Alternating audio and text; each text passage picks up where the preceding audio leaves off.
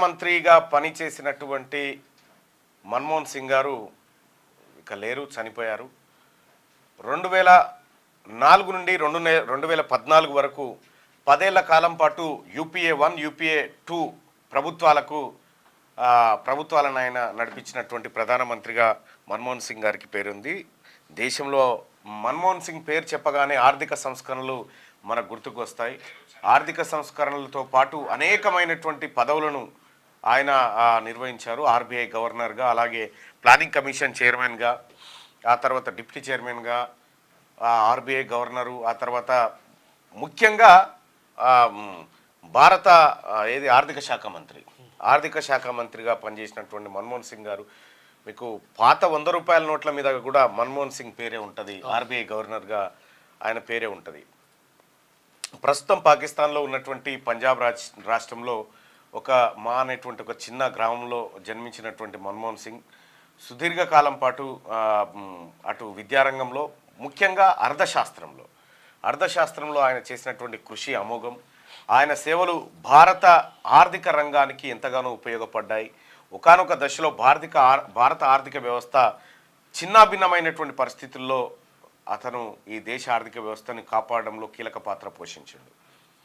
1991లో వచ్చినటువంటి సరళీకృత ఆర్థిక విధానాల వల్ల భారతదేశం ఇవాళ ప్రపంచంలో 3వ ఆర్థిక వ్యవస్థగా మనం చూడగలుగుతా ఉన్నాం.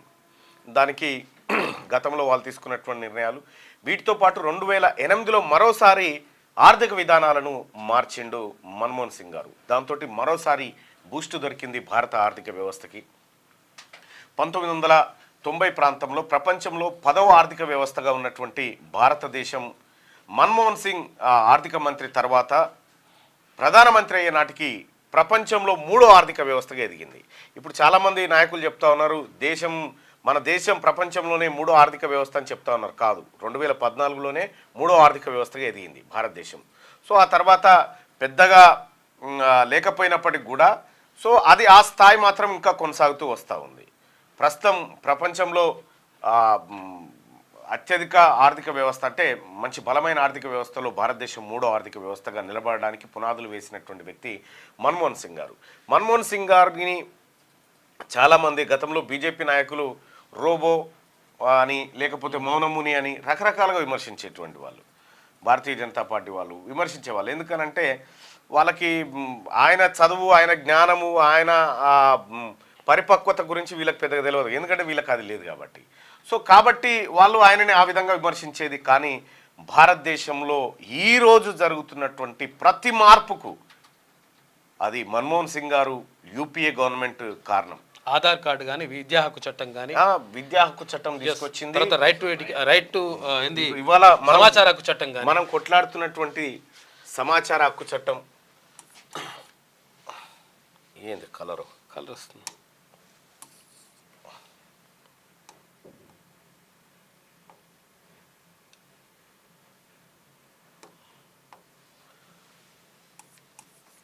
రైట్ టు ఇన్ఫర్మేషన్ ఆర్టీఐ 2009లో రైట్ టు ఎడ్యుకేషన్ యాక్ట్. ఇది రైట్ టు ఇన్ఫర్మేషన్ యాక్ట్ మొత్తం భారతదేశాన్ని ఒక ఉలికిపాటు గురి చేసినటువంటి చాలా గొప్ప విషయం. ఇది చాలా పెద్ద చట్టం, రైట్ టు ఇన్ఫర్మేషన్ యాక్ట్. అంతకుముందు ప్రభుత్వ శాఖల్లో ఉన్నటువంటి ప్రతి ఫైలును ప్రజలు తనిఖీ చేసేటువంటి అధికారం ఇచ్చిండు మన్మోహన్ సింగ్. తెలుసుకునేటువంటి హక్కు ప్రజలే తనిఖీ చేసి నేరుగా నాకు ఇన్ఫర్మేషన్ కావాలని కాగితం ముక్క రాశాడ బారేస్తే 30 రోజులలో సమాచారం ఇవ్వాల్సి అనేటువంటి ఒక చట్టం తీసుకొచ్చిండు. అంటే పారదర్శకంగా పరిపాలన ఉండేందుకు ప్రజలను ప్రశ్నించే వ్యక్తులుగా తయారు చేసిందే right to information act. Right to information యాక్ట్ను ఈ భారతదేశానికి పరిచయం చేసిన మహనీయుడు మన్మోహన్ సింగ్ గారు. చాలా గొప్ప విషయం. ఇది మామూలు విషయం అంటే లోపల ఏం జరుగుతుందో తెలియదు. వాడు ఏందో చెప్పాడు. తర్వాత ఒకవేళ ఉద్యోగం ఎట్లా నియామకం చేసుకుంటారంటే నా ఇష్టం, చెప్పాల్సిన అవసరం లేదు. కాగితం బారేస్తే మొత్తం చెప్పాలి ఇప్పుడు బరాబర్. సో ఇట్లా రైట్ టు ఇన్ఫర్మేషన్ యాక్ట్ తీసుకొస్తే, రైట్ టు ఇన్ఫర్మేషన్ యాక్ట్ను సరే ఇటీవల కాలంలో బీజేపీ గవర్నమెంట్ కొంత దాన్ని డైల్యూట్ చేసేటువంటి ప్రయత్నం చేసింది. కానీ రక్షణ లేకపోతే దేశ భద్రతా అంశాలు మినహా దేశంలోని ప్రతి అంశాన్ని తెలుసుకోవడానికి ప్రతి పౌరుడికి హక్కు కల్పించిండు మన్మోహన్ సింగ్ గారు. మన్మోహన్ సింగ్ గారు ఇంక ఇదే కాదు, రైట్ టు ఎడ్యుకేషన్ యాక్ట్ 2009,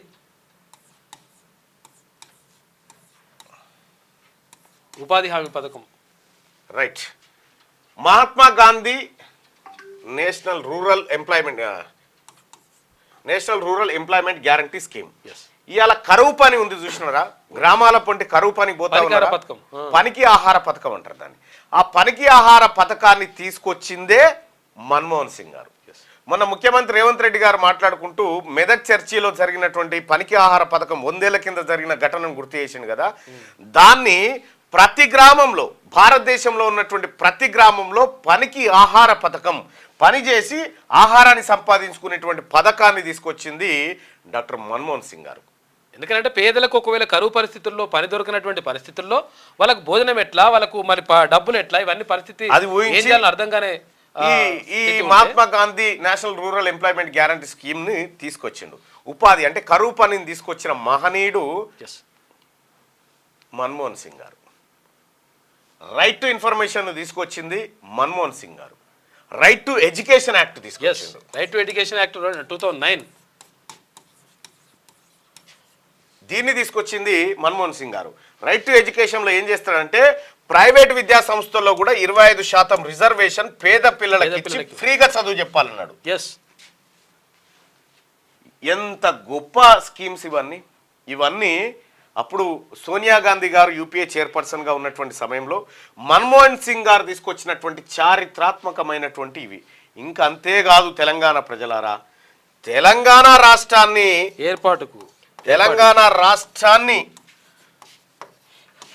ఏర్పాటు చేసిన గవర్నమెంట్కు ప్రధానమంత్రి మన్మోహన్ సింగ్ గారే. సో ఇంతటి చారిత్రాత్మకమైనటువంటి నేపథ్యం ఉన్నటువంటి మన్మోహన్ సింగ్ గారికి తెలంగాణకు విడదీయరని అనుబంధం ఉంది. మీరు దిల్సుఖ్ నగర్లో జరిగినటువంటి బాంబు పేలుళ్ళు, గోకుల్ థియేటర్, ఆ తర్వాత ఇంకో థియేటర్ దగ్గరినటువంటి బాంబు పేలుళ్ళ ఘటనలో దేశమే ఉలిక్కి పడితే ప్రధానమంత్రిగా ఉన్నటువంటి మన్మోహన్ సింగ్ గారు అప్పట్లో అక్కడికి వచ్చి దేశ ప్రజలకు ధైర్యంగా ఉండండి నేనున్నా అనేటువంటి మాట చెప్పిండు. వాస్తవానికి మన్మోహన్ సింగ్ గారు ఆయన గురించి ఎంత చెప్పినా తక్కువే. సౌమ్యుడు, బాగా చాలా సౌమ్యుడు. ఎంత ఒక మాటలో చెప్పాలంటే నేను పదే చెప్తున్నా, గతంలో ఆయనని రోబో అన్నారు, మౌనముని అన్నారు, రకరకాల వేధింపులకు గురి చేశారు. అంటే వాళ్ళకు వచ్చేదే గది, ఇతరులను వేధించేటువంటి కార్యక్రమం ఒకటి వాళ్ళకు తెలిసినటువంటి విద్య. అయితే ఇక్కడ మన్మోహన్ సింగ్ గారు నోరు తెరవలే, అబద్ధం చెప్పలే. నరేంద్ర మోడీ గారు నోరు ముయ్యరు, నిజం చెప్పరు. ఇది తేడా. మన్మోహన్ సింగ్ గారి ప్రొఫైల్ని ఒకసారి చూస్తే ఆయన చేసినటువంటి పదవులు, ఆయన అధిరోహించినటువంటి అన్నిటినీ మనం ఒకసారి చూస్తే ఇది ఆర్థిక సంస్కరణలకు ఆద్యుడు డాక్టర్ మన్మోహన్ సింగ్. జననం సెప్టెంబర్ 26, 1932. భార్య గురుశరణ్ కౌర్. ఊరు అనేటువంటి ఊరు పంజాబ్, ప్రస్తుతం పాకిస్తాన్లో ఉంది. చదువు కేంబ్రిడ్జ్ నుంచి ఆర్థిక శాస్త్రంలో ట్రైపోస్, ఆక్స్ఫర్డ్ నుంచి MA DPhil 1962లో, హానరీస్ కాసా నుంచి డీలిట్ తీసుకుండు. 1982-85 ప్రాంతంలో ఆర్బీఐ గవర్నర్గా పనిచేసిండు.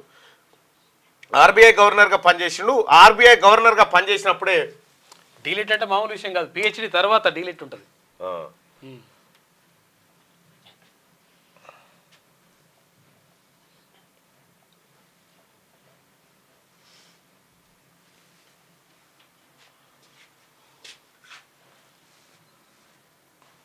ఇగో ఇది ఉందా, కాదు ఇది కాదు కదా, మన్మోహన్ సింగ్ది ఒకటి నోట్ ఉంటుంది. ఇదేమో రంగరాజన్ది, మన్మోహన్ సింగ్ ఆర్బీఐ గవర్నర్ మన్మోహన్.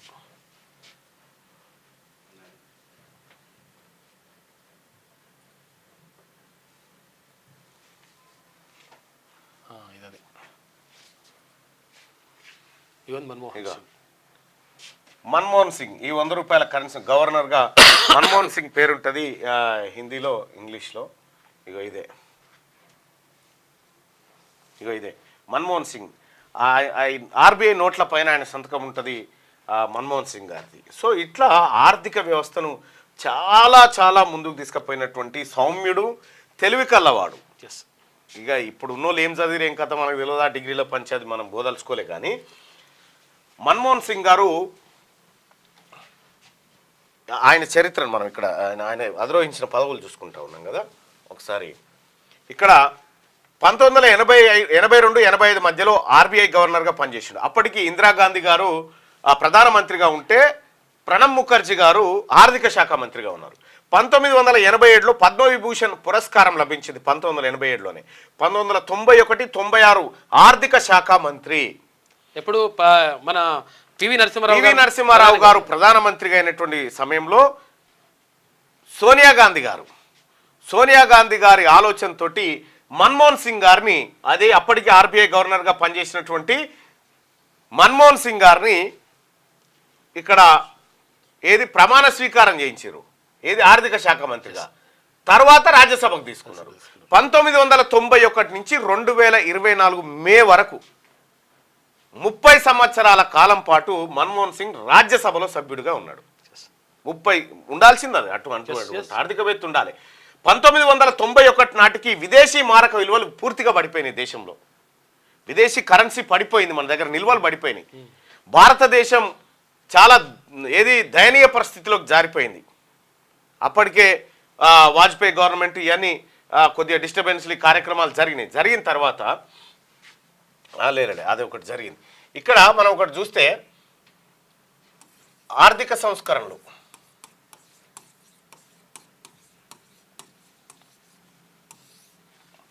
1991 అంతే జూలై 24 అనుకుంటా సరళీకృత ఆర్థిక విధానాలు తీసుకొచ్చిండు. అప్పటికి దేశం దగ్గర తినడానికి తిండి లేని పరిస్థితికి దిగజారిపోతూ ఉంటే వ్యవస్థ సంస్కరణలు ఏం తీసుకొచ్చిందంటే ఆ ఆర్థిక మంత్రిగా ఎగుమతుల ప్రోత్సాహం,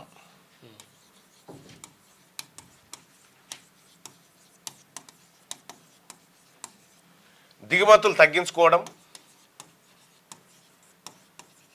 ప్రభుత్వ ప్రైవేట్ భాగస్వామ్యం, విదేశీ పెట్టుబడుల తర్వాత ప్రైవేటు రంగానికి ప్రోత్సాహం, విదేశీ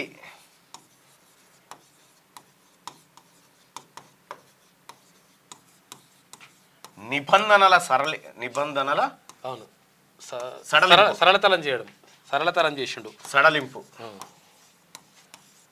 ఇవన్నీ కారణాల ద్వారా ఏం జరిగిందంటే అప్పటికి భారతదేశము ప్రపంచంలో 10వ పెద్ద ఆర్థిక వ్యవస్థ. మనకంటే ముందు 9 దేశాలు ఉండే.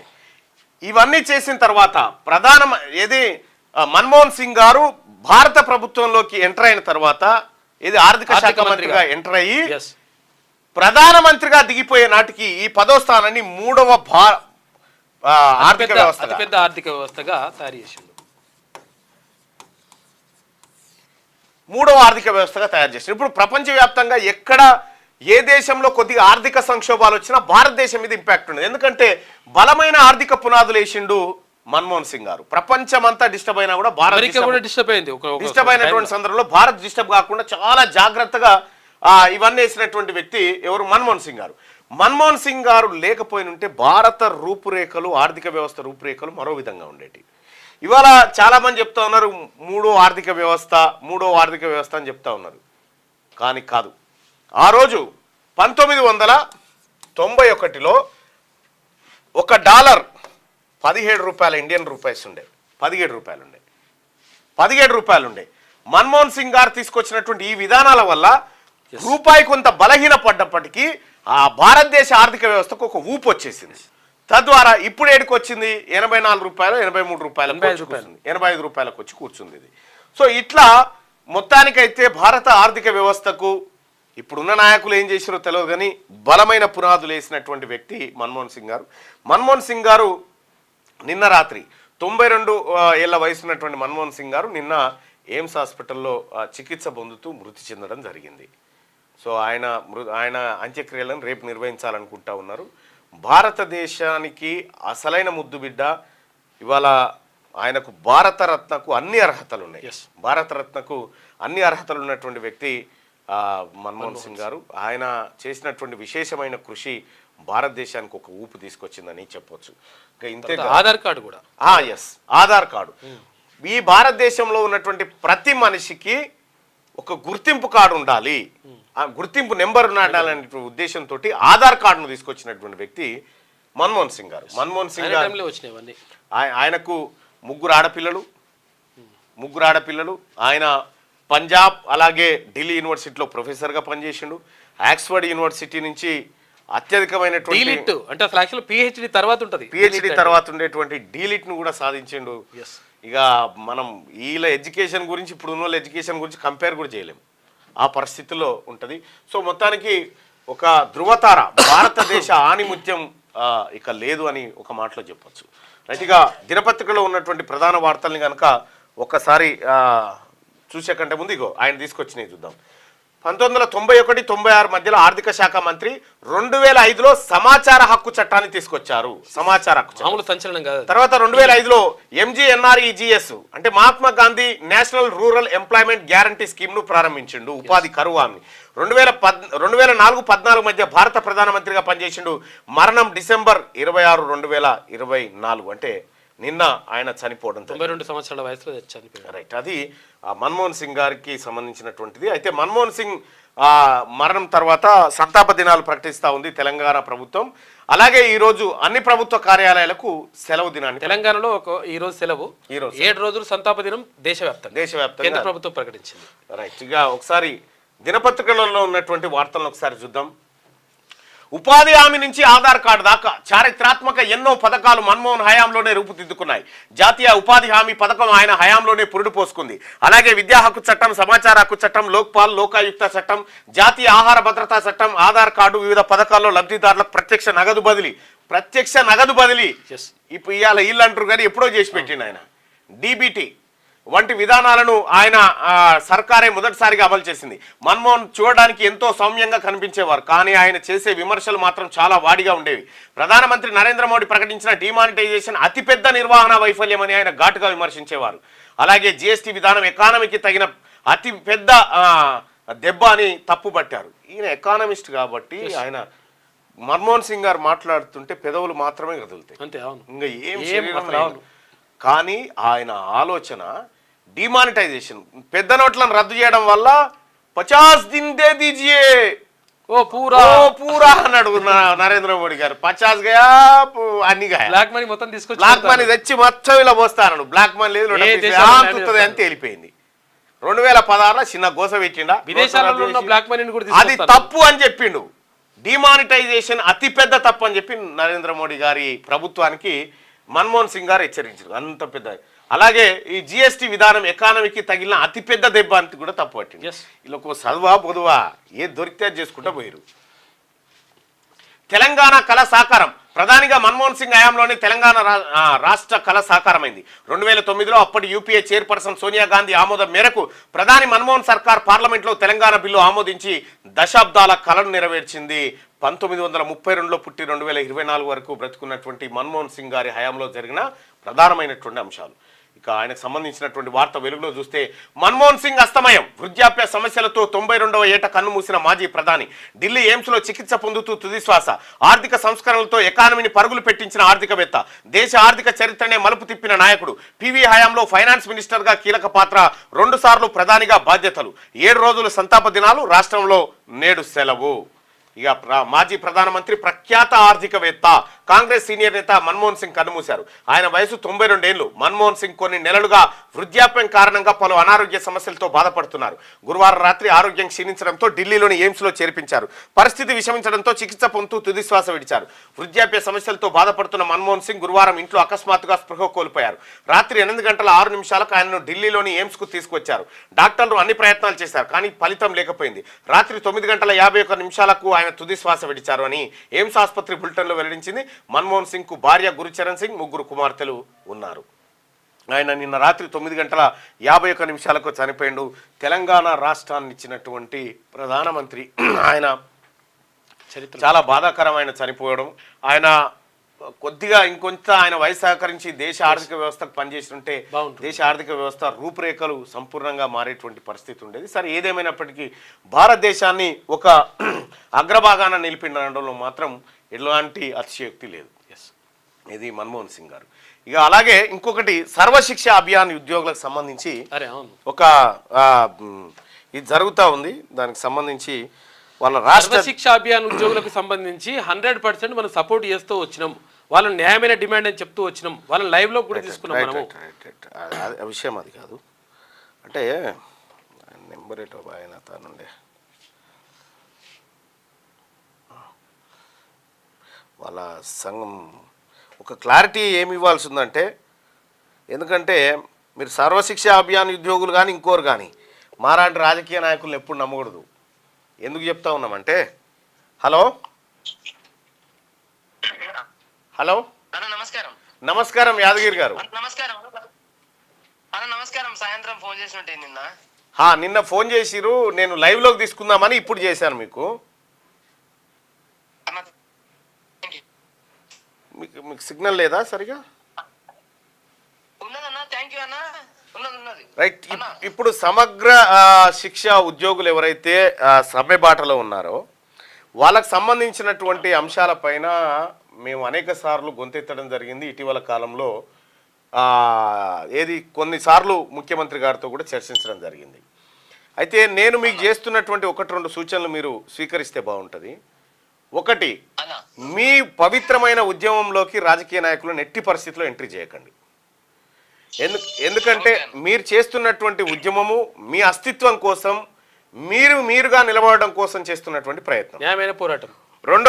రెండోది ఏంటంటే, నిన్న నాకు వచ్చినటువంటి ఇన్ఫర్మేషన్ సమగ్ర కుటుంబ ఉద్యోగులు ఎవరైతే ఉన్నారో సమగ్ర శిక్ష ఉద్యోగులు, వాళ్ళ నుంచి వచ్చినటువంటి సమాచారం మేరకు తస్మాత్ జాగ్రత్తగా ఉండండి అని మీకు చెప్పడం జరిగింది. అదే తీన్మార్ మల్లన్న ఇంటెన్షన్ కాదు అది. ఈవెన్ దో తీన్మార్ మల్లన్నను కూడా మీ సమ్మెకు ఆహ్వానించొద్దు. ఎందుకు చెప్తా ఉన్నట్టే, మేమంతా రాజకీయ నాయకులం. రాజకీయ నాయకులకి పార్టీ ప్రయోజనాలు అవన్నీ ఉంటాయి. మీరు చేస్తున్నటువంటి పవిత్ర యుద్ధంలో మీరే గెలవాలని కోరుకుంటున్నటువంటి వాళ్ళలో నేను ఒకరిని. ఇంతవరకు నేను క్లారిటీ ఇవ్వదలుచుకున్నా, దయచేసి ఎవరిని కూడా అంత ఈజీగా నమ్మకండి. నాకున్న క్రెడిబుల్ ఇన్ఫర్మేషన్తో చెప్తున్నా. వాస్తవం అన్న. కాకపోతే ఒకటి ఏంటంటే, మేము స్వతంత్రంగానే స్వచ్ఛందంగా సంఘంగా ఒకరమే పోరాటం చేస్తున్నాం. దాంట్లో పోరాటం చేస్తున్న సందర్భంలో అనేక మంది రకరకాలుగా ఇన్వాల్వ్ అయ్యే అవకాశం అయితే ఉంటది. దాంట్లో రాజకీయ నాయకులు అక్కడికి రావడము, మాట్లాడడము, ఎవరి బెనిఫిట్స్ వాళ్ళు స్వార్థం కోసం వస్తూ ఉంటారు. కాకపోతే మరి స్వచ్ఛందంగా కొనసాగుతుందన్న, ఎవరి ప్రోద్బలంతోనో ఎవరి అండదండలు చూసుకుని అయితే పోరాటం చేస్తడం ఏ శక్తి మా వెనకాల లేదు. మీ పోరాటానికి క్యూ న్యూస్ అలాగే తీన్మార్ మల్లన్న ఎప్పుడు అండగా నిలబడతాడు. మీ సమస్య కూడా ముఖ్యమంత్రి గారు ఈ క్యూ న్యూస్ చెప్పండి. రోజులు ఆఫీస్ కి రావడం జరిగింది, మీతో కూడా మాట్లాడడం జరిగింది. మీరు మన వాయిస్ కూడా తీసుకున్నారు. లైవ్ ప్రోగ్రామ్ కూడా ఒక రోజు వేసారు, ఒక రోజు రికార్డ్ ప్రోగ్రామ్ కూడా వేసారు. అవును. అంటే నాకు నిన్న ఒక ఫోను వాస్తవానికి నా దగ్గర ఉండదు కాబట్టి నేను చూడను. మా వాళ్ళకి ఫోన్ చేసినటువంటి సందర్భంలో ఇట్లా సమగ్ర శిక్ష ఉద్యోగులకు సంబంధించి మల్లన్న గారు ఇట్లా చెప్పినారు, కాకపోతే మా వెనకాల ఎవరు లేరు అనేటువంటి మాట చెప్పినారు. మీ వెనకాల ఎవరు లేకపోతే హ్యాపీ, ఎవరైనా ఉంటేనే మీది డైల్యూట్ అయింది అనుకో, మీకే ఇబ్బంది అవుతుంది. 100% మీకు కావాల్సినటువంటి టైం స్కేల్ ఏదైతే కోరుతా ఉన్నారో అది సమంజసం ఇవ్వాల్సినటువంటి అంశం. సుప్రీంకోర్టు కూడా చెప్పింది కదా, సమాన పనికి సమాన వేతనం అనేటువంటి మాట. కాబట్టి మీ డిమాండ్ లో ఎటువంటి పొరపాటు లేదు. మొదటి డిమాండ్ రెగ్యులరైజేషన్ డిమాండ్ మీది. ఒకవేళ అది లేట్ అయితే, న్యాయపరమైన చిక్కులు ఏర్పడితే వెంటనే స్కేల్ ఇవ్వాలి. రెగ్యులర్ ఎంప్లాయీస్ కి అయితే స్కేల్ ఇస్తారో మాకు కూడా పే స్కేల్ ఇవ్వాలి. రైట్. మేము చెప్తుంది కూడా అదే. నేను కూడా ముఖ్యమంత్రి గారిని కలిసేది ఉంది మీ అంశం మీదనే. ముఖ్యమంత్రి గారితో మాట్లాడి మీ అంశాన్ని ఆయన దృష్టికి తీసుకుపోయేటువంటి ప్రయత్నం. ఎందుకంటే ఇవాళ మన్మోహన్ సింగ్ గారు చనిపోవడం, ఆ తర్వాత ఇంకా కొన్ని అంశాల్లో ముఖ్యమంత్రి గారు కూడా బిజీగా ఉంటారు. కాబట్టి ఒక 1-2 డేస్లో నేను ముఖ్యమంత్రి గారిని మీ అంశంతో రీచ్ కాబోతా ఉన్నా. మీకు ఎలా న్యాయం చేయొచ్చు, గతంలో ముఖ్యమంత్రి గారు మనం ఇచ్చినటువంటి హామీలను మళ్ళీ ఆయన గుర్తు చేస్తూ మీకు ఎట్లా న్యాయం చేయొచ్చు అనేటువంటి అంశంలో నేను పోతా ఉన్నా. వీలైతే మీరెవరైతే యాదగిరి గారు మీరున్నారు, మీ రాష్ట్ర నాయకత్వం ఉందో, నా వెంట మిమ్మల్ని తీసుకొని పోతా ముఖ్యమంత్రి గారి దగ్గరికి. తప్పకుండా వస్తామన్నా. మా రాష్ట్ర అధికార ప్రతినిధి పడవ రవీందర్ మాట్లాడతాడు అన్న, నా వెంటనే ఉన్నాడు. ఓకే అన్న. ఒక ధన్యవాదాలు అన్న తీన్మార్ మల్లన్న అన్న.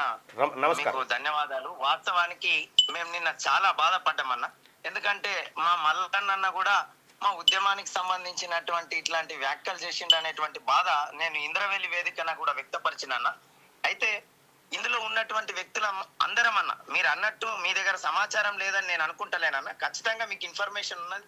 మీతో కొంత సబ్జెక్ట్ అనేటువంటి దానికి సంబంధించిన డైల్యూట్ ఉండొచ్చు, కానీ 19,360 కుటుంబాలు స్వచ్ఛందంగా మాకు మేముగా మా ఆకలి కోసము మా జీవితాల కోసము ఇప్పటి వరకు 130 మంది చనిపోతే కూడా ఈ ప్రభుత్వాల నుంచి కనీసం స్పందన కనిపించకపోవడంతోనే ఈ పోరాటం తప్ప అన్న, మాకు ఎలాంటిది ప్రభుత్వం పైన వ్యతిరేకత లేదు. మాకు అపారమైనటువంటి విశ్వాసం అనేటువంటి తెలంగాణ ముఖ్యమంత్రి గారి పైన ఉన్నది. మీరు ఇచ్చినటువంటి ఇంతకు ముందు కూడా మీరు అన్నారు, తప్పకుండా మేము మీతో రావడానికి సిద్ధంగా ఉన్నామన్నా, ప్రభుత్వంతో చర్చించడానికి సిద్ధంగా ఉన్నాం. మేము ఇన్ని రోజులు కూడా ఈ వ్యవస్థకి 20 ఏళ్లుగా మా సేవలు అందించి ప్రాణాలు పోయినా కూడా స్పందించకపోవడానికి కారణంగానే ఈ సమ్మె తప్ప మళ్ళీ మీ అన్న మాట ప్రకారం మేము ఒక మాట మాట్లాడుతూ ఉన్నామన్నా, ఏ సంఘం మమ్మల్ని హైజాక్ చేయాలని ఉన్నా మీరు కూడా దయచేసి గైడ్ చేయండి. మాకు కూడా సమాచారం ఉన్నది. మేము ఎవరిని నమ్ముతలేం. ఏ రాజకీయ పార్టీకో ఏ సంఘానికో ఏ టీచర్ సంఘానికో కూడా మేము వాళ్ళ యొక్క బానిసలంగాము, వాళ్ళ కోసం పోరాటం చేస్తలేం. ఆ విషయాన్ని ఈ వేదిక ద్వారా కూడా ఎవరైతే ఈ ఉద్యమాన్ని హైజాక్ చేయాలనుకుంటున్నారో, ఎవరైతే వాళ్ళ స్వార్థాలకు వినియోగించుకోవాలనుకుంటున్నారో వాళ్ళకు మేము ఖబర్దార్ చెప్తా ఉన్నాం. ఎట్టి పరిస్థితుల్లో ఇది మా న్యాయం కోసం మేము పోరాడుతున్నాం. మీరు మా పేరు చెప్పి మీరు మీ ఇష్టారాజ్యంగా వ్యవహరిస్తే రాష్ట్ర సంఘం ఏనాడు కూడా ఉపేక్షించది. 33 జిల్లాల్లో జరుగుతున్న స్వతంత్ర ఉద్యమంలో పాల్గొంటున్నటువంటి ఉద్యోగులు ఎవరు క్షమించరని ఈ వేదిక ద్వారా క్యూ న్యూస్ ద్వారా రాష్ట్ర అధికార ప్రతినిధిగా పడాల రవీందర్ అయినటువంటి నేను తెలియజేయడం కోసం. రవీందర్ గారు, ముఖ్యమంత్రి గారు తెలంగాణ రాష్ట్రంలో విద్యా వ్యవస్థను గాడిలో పెట్టడానికి కంకణబద్ధుడై ఉన్నాడు. ఆ సందర్భంలో ఇప్పటి వరకు గతంలో కొంతమందితో కలిసి పనిచేసినటువంటి వ్యక్తులు, ఈ విద్యా వ్యవస్థను చిన్నాభిన్నం చేసినటువంటి వ్యక్తులు ఇవాళ ఈ మీ సంఘంలో కనుక మిమ్మల్ని ముందుండి నడిపిస్తామని వస్తే అది ముఖ్యమంత్రి గారికి కానీ ప్రభుత్వానికి కానీ కోపం తెప్పించే అవకాశం ఉంటుంది. కాబట్టి మీ ఉద్యమం పట్ల ముఖ్యమంత్రి గారికి అపారమైన గౌరవం ఉంది. అన్న మేము కూడా అదే అంటున్నామే, మిమ్మల్ని కూడా మనసా వాచా కర్మణ మేము కోరేది ఏమంటే, మేమందరం బలహీన వర్గాల ఎస్సీ ఎస్టీ బీసీ మైనారిటీ బిడ్డలం. ఇందులో 90% మేము ప్రభుత్వ బడుల్లో 15 రూపాయల కైకిలు చేసి చదువుకున్నటువంటి తల్లిదండ్రుల బిడ్డలం. కాబట్టి మాకు న్యాయం జరగాల్సిన బాధ్యత ఉన్నది. మీరు కూడా మాకు ఏదైనా అన్యాయం జరగాల్సిన పరిస్థితి ఏర్పాటైతే మాకు అండగా నిలబడండి. మేము ఎట్టి పరిస్థితిలో తీన్మార్ మల్లన్న గాని క్యూ న్యూస్ గాని ముఖ్యంగా ముఖ్యమంత్రి గారు గాని మీకు అన్యాయం జరగనిచ్చే ప్రసక్తే లేదు. మేము ఏ మాట అయితే చెప్పినామో ఆ మాట కట్టుబడుతూ ముందుకు పోతాం తప్ప వెనక్కి తిరిగే ప్రసక్తే ఉండదు. ఈ విశ్వాసాన్ని మీలో నింపుకోండి. రెండో విషయం, మీ ఉద్యమం చెడగొట్టేటువంటి వ్యక్తులు ఎవరైతే వస్తే నిజంగా మాకే ఆ దుర్బుద్ధి ఉంటే చెడిపోన్లే అనుకుంటాం, కానీ మిమ్మల్ని ఎందుకు అలర్ట్ చేస్తాం? తప్పకుండా అన్న, అదే విషయాన్ని నిన్న మా ఉమ్మడి ఆదిలాబాద్ మన అమరవీరుల యొక్క స్తూపం ఇంద్రవెల్లి సాక్షిగా కూడా మా అధ్యక్షుడు ప్రమాణం చేసిండు. ఆ వీడియోను కూడా మేము పెట్టినామన్నా. ఎవరికి ఎట్టి పరిస్థితుల్లో ఎత్తిన జెండా మా యొక్క లక్ష్య శిఖరాలు చేరే వరకు ఎవరికి కూడా ఇది చేసేది లేదు. మా ఉద్యోగుల జీవితాలు మార్చడమే మా ప్రాథమిక లక్ష్యంగా నిన్న మాకు ఎస్పీ గారు పర్మిషన్ ఇవ్వకున్నా ఏది జరిగినా ఎలాంటి పరిస్థితుల్లో అయినా న్యాయం జరగాల ఈ ప్రభుత్వం. ఎందుకంటే గౌరవ సీఎం ఆ స్థలం నుంచే మొదలుపెట్టిండు, ఆ స్థలం నుంచే ప్రచారాన్ని మొదలుపెట్టి ముఖ్యమంత్రి అయిండు, పాదయాత్ర చేసిండు. కాబట్టి మేము ఆ స్థలాన్ని ఎంచుకున్నాం. ఆ వేదిక ద్వారా కూడా మేము మా ఉద్యోగులందరికీ కూడా మీరు చెప్పినటువంటి విషయాన్ని కూడా చాలా స్పష్టంగా చెప్పినామన్నా. కాకపోతే మాకు బాధ ఏందంటన్నా, ఒకటే ఒక బాధ అన్న, మా పైన మరణంలో వివక్ష జరుగుతా ఉంది. రిటైర్మెంట్ గత సంవత్సరం జూన్ 30న రిటైర్మెంట్ పేరు పైన 70 ఏళ్ల నుంచి పనిచేస్తున్నటువంటి ఉద్యోగి, పాపం ఆయనకు 70 ఏళ్ళు ఉంటాయి. ఆదిలాబాద్ లో గణపతి అన్నటువంటి ఒక ఉద్యోగి ఉంటే ఆయనకు 60 ఏళ్ల పేరు మీద రిటైర్మెంట్ ఇస్తే 50 రూపాయల శాల్వ కూడా ఇవ్వకుండా మెడవట్టి గెంటినటువంటి పరిస్థితి మాకు బాగా కలిసి వేసిందన్న. ఇవాళకి కూడా మీరు ఇన్ఫర్మేషన్ తీసుకోండి. ఆదిలాబాద్ జిల్లా ఎంఈఓ ఆఫీస్ లోని గణపతికి నెలకు నేను సమగ్ర శిక్ష ఉద్యోగులకు నేను చేస్తున్న రిక్వెస్ట్, మీరు అధైర్యపడకండి. ఖచ్చితంగా మీకు సానుకూలమైన వాతావరణంలో ప్రభుత్వం నిర్ణయం తీసుకుంటుంది. ఖచ్చితంగా నేను నమ్ముతా ఉన్నా ముఖ్యమంత్రి గారు ఇప్పటి వరకు చెప్పిన ఏ మాటను కూడా వెనక్కి తీసుకోలేదు, ఆ మాట కట్టుబడి ఉన్నాడు. కాబట్టి మీరు నమ్మండి. సమగ్ర శిక్ష ఉద్యోగులారా, మీకు మంచి రోజు వస్తుంది. ఆ రావడంలో నేను కూడా నా వంతు పాత్ర పోషిస్తాను మీ అందరికి హామీ ఇస్తా ఉన్నా. థ్యాంక్ యూ వెరీ మచ్ అన్న. దశాబ్ద కాలం పాటు టిఆర్ఎస్ లో వివక్ష గురైన మాకు మా మల్లన్న అండగా నిలబడి సీఎం గారి దగ్గరికి స్వయాన తీసుకెళ్లి చర్చించి న్యాయం చేస్తా అన్నటువంటి ఈ మాట 4 కోట్ల మంది తెలంగాణ ప్రతి బిడ్డ ఇంటా ఉన్నాడు. 20,000 కుటుంబాలు ఇంటా ఉన్నాయి. మేము మనసా వాచా కర్మన దానికి కట్టుబడి ఉంటామని ఈ సందర్భంగా తెలియజేస్తా ఉన్నామన్న. థ్యాంక్ యూ సో మచ్ అన్న రవీందర్ అన్న. రైట్ అది సమగ్ర శిక్ష ఉద్యోగులకు సంబంధించినటువంటి అంశం. అక్కడ కేజీబీ పాపం రైట్ గా ఇది 7 రోజులు సంతాప దినాలు రాష్ట్రంలో ఇవాళ సెలవు ప్రకటించింది. మన్మోహన్ సింగ్ గారికి సంబంధించినటువంటి వ్యవహారంలో కేంద్ర ప్రభుత్వం ఇటు రాష్ట్ర ప్రభుత్వం. సినీ ఇండస్ట్రీకి మేము వ్యతిరేకం కాదు, సీఎంగా చట్టం అమలు చేయాల్సిన బాధ్యత నాపై ఉంది. అదొక వీడియో అన్రిద్ రెడ్డి ఇది ఒకటి ఉండేగా నెట్ వచ్చింది. ఓకే, ఒకసారి ఈ సినిమా ఇండస్ట్రీలో చాలామంది కూడా ఈ రాష్ట్ర ప్రభుత్వాన్ని ఇప్పుడు మెలగొచ్చిరు ముఖ్యమంత్రి గారి దగ్గర, కానీ వచ్చిరు. కానీ ఒకటైతే సత్యం, మేము రాష్ట్ర ప్రభుత్వంగా అనిల్ రెడ్డి గారు ఈ అంశం పైన నిన్న నేను మాట్లాడిన వ్యాఖ్యలు కొంతమంది అన్నారు ఈ అల్లు అర్జున్ విషయంలో ఎందుకు కొంతమంది మాట్లాడిందంటే, సరే అది ఏదైతే ఘటన జరిగిందో నిజంగా బాధాకరమైన ఘటన. మన దేశంలో స్పోర్ట్స్ మెన్ కానీ, అటు పొలిటీషియన్స్ కానీ, అటు సినీ ఫీల్డ్ కళాకారులు కానీ, వీళ్ళు ముగ్గురికి ఎక్కువ ఫ్యాన్ ఫాలోయింగ్ ఉంటుంది. అయితే ఈరోజు ఇద్దరి మధ్యలో ఒక పక్క పొలిటీషియన్స్, ఒక పక్క సినిమా ఫీల్డ్, ఇద్దరు కొట్టుకుంటుంటే చాలా మంది కావాలని చెప్పి కొంతమంది నవ్వుకుంటున్నారు. కొంతమంది ఏమో వీళ్ళు కరెక్ట్ వాళ్ళు కరెక్ట్ అంటారు. అల్లు అర్జున్ వాళ్ళ ఫ్యాన్స్ ఏమో పొలిటీషియన్స్ తప్పు అంటున్నారు, పొలిటీషియన్స్ ఏమో అది చేసిన విధానం తప్పు అంటున్నారు. దాని గురించే నేను నిన్న మాట్లాడాల్సి వచ్చింది. ఇప్పుడు ఇంత ఘటన జరిగిన తర్వాత కూడా టీవీలో వస్తుంటే కూడా మా ఒక ఎఫ్టీసీ చైర్మన్ దిల్ రాజు ఉన్నాడు, ఆయన అదే టైంలో పోయి ఎట్లయితే వాళ్ళతో కోర్టుకు పోయిందో అదే విధంగా ఆ రోజే పోయి ఎక్కడైతే ఘటన జరిగిందో ఆ కుటుంబ సభ్యులను కూడా కలిసి సమన్వయం చేసి ఇంత దూరం రాకపోతుంది. వాళ్ళంతా బిజినెస్ గురించి ఆలోచిస్తారు. అంటే మేము రూపాయి పెట్టినామా 10 రూపాయలు వచ్చినాయా అని. రాజకీయ నాయకులు పేదల గురించి ఆలోచిస్తాం. మేము ఈ రోజు పేదల గురించి ఆలోచించాం, వాళ్ళ కుటుంబం గురించి ఆలోచిస్తాం. వాళ్ళు ఇన్ని రోజులు అయిన తర్వాత మా కోమటిరెడ్డి వెంకటరెడ్డి గారు పోయి 25 లక్షలు ఇచ్చొచ్చిన తర్వాత, ఆ రోజు అసెంబ్లీలో నేను కూడా ఉన్నాను, అసెంబ్లీ నుండి డైరెక్ట్ అక్కడికి హాస్పిటల్ పోయి వాళ్ళకి 25 లక్షలు ఇచ్చొచ్చిన తర్వాత నిన్న వాళ్ళు పోయి మళ్ళీ 50 లక్షలు ఇస్తామంటారు. నేను ఒకటే అడుగుతున్నాను, ఈ యాక్సిడెంట్ అయిన తర్వాత మీడియాలు వచ్చిన తర్వాత కనీసం అయితే విషయం ఏంటంటే రాష్ట్ర ప్రభుత్వం గనక ఇంత గట్టిగా తీసుకోకపోయినుంటే ఆ కుటుంబాన్ని వాళ్ళని దేకను కూడా దేకపోయేటోళ్ళు. ఇప్పటికి కూడా చెప్తా ఉన్నాం, మానవత్వం దాటుకోండి, మానవత్వం చాటుకొని పనిచేయండి. సినిమాలలో కాదు, ముఖ్యమంత్రి గారు క్లియర్గా చెప్పిండు. మళ్ళా పోతే మళ్ళీ ఏదో బెనిఫిట్ షోలకు ఛాన్స్ ఏముండయి. రేవంత్ రెడ్డి గారి గురించి మీకు తెలియదు, కేసీఆర్ లాగా కాదు.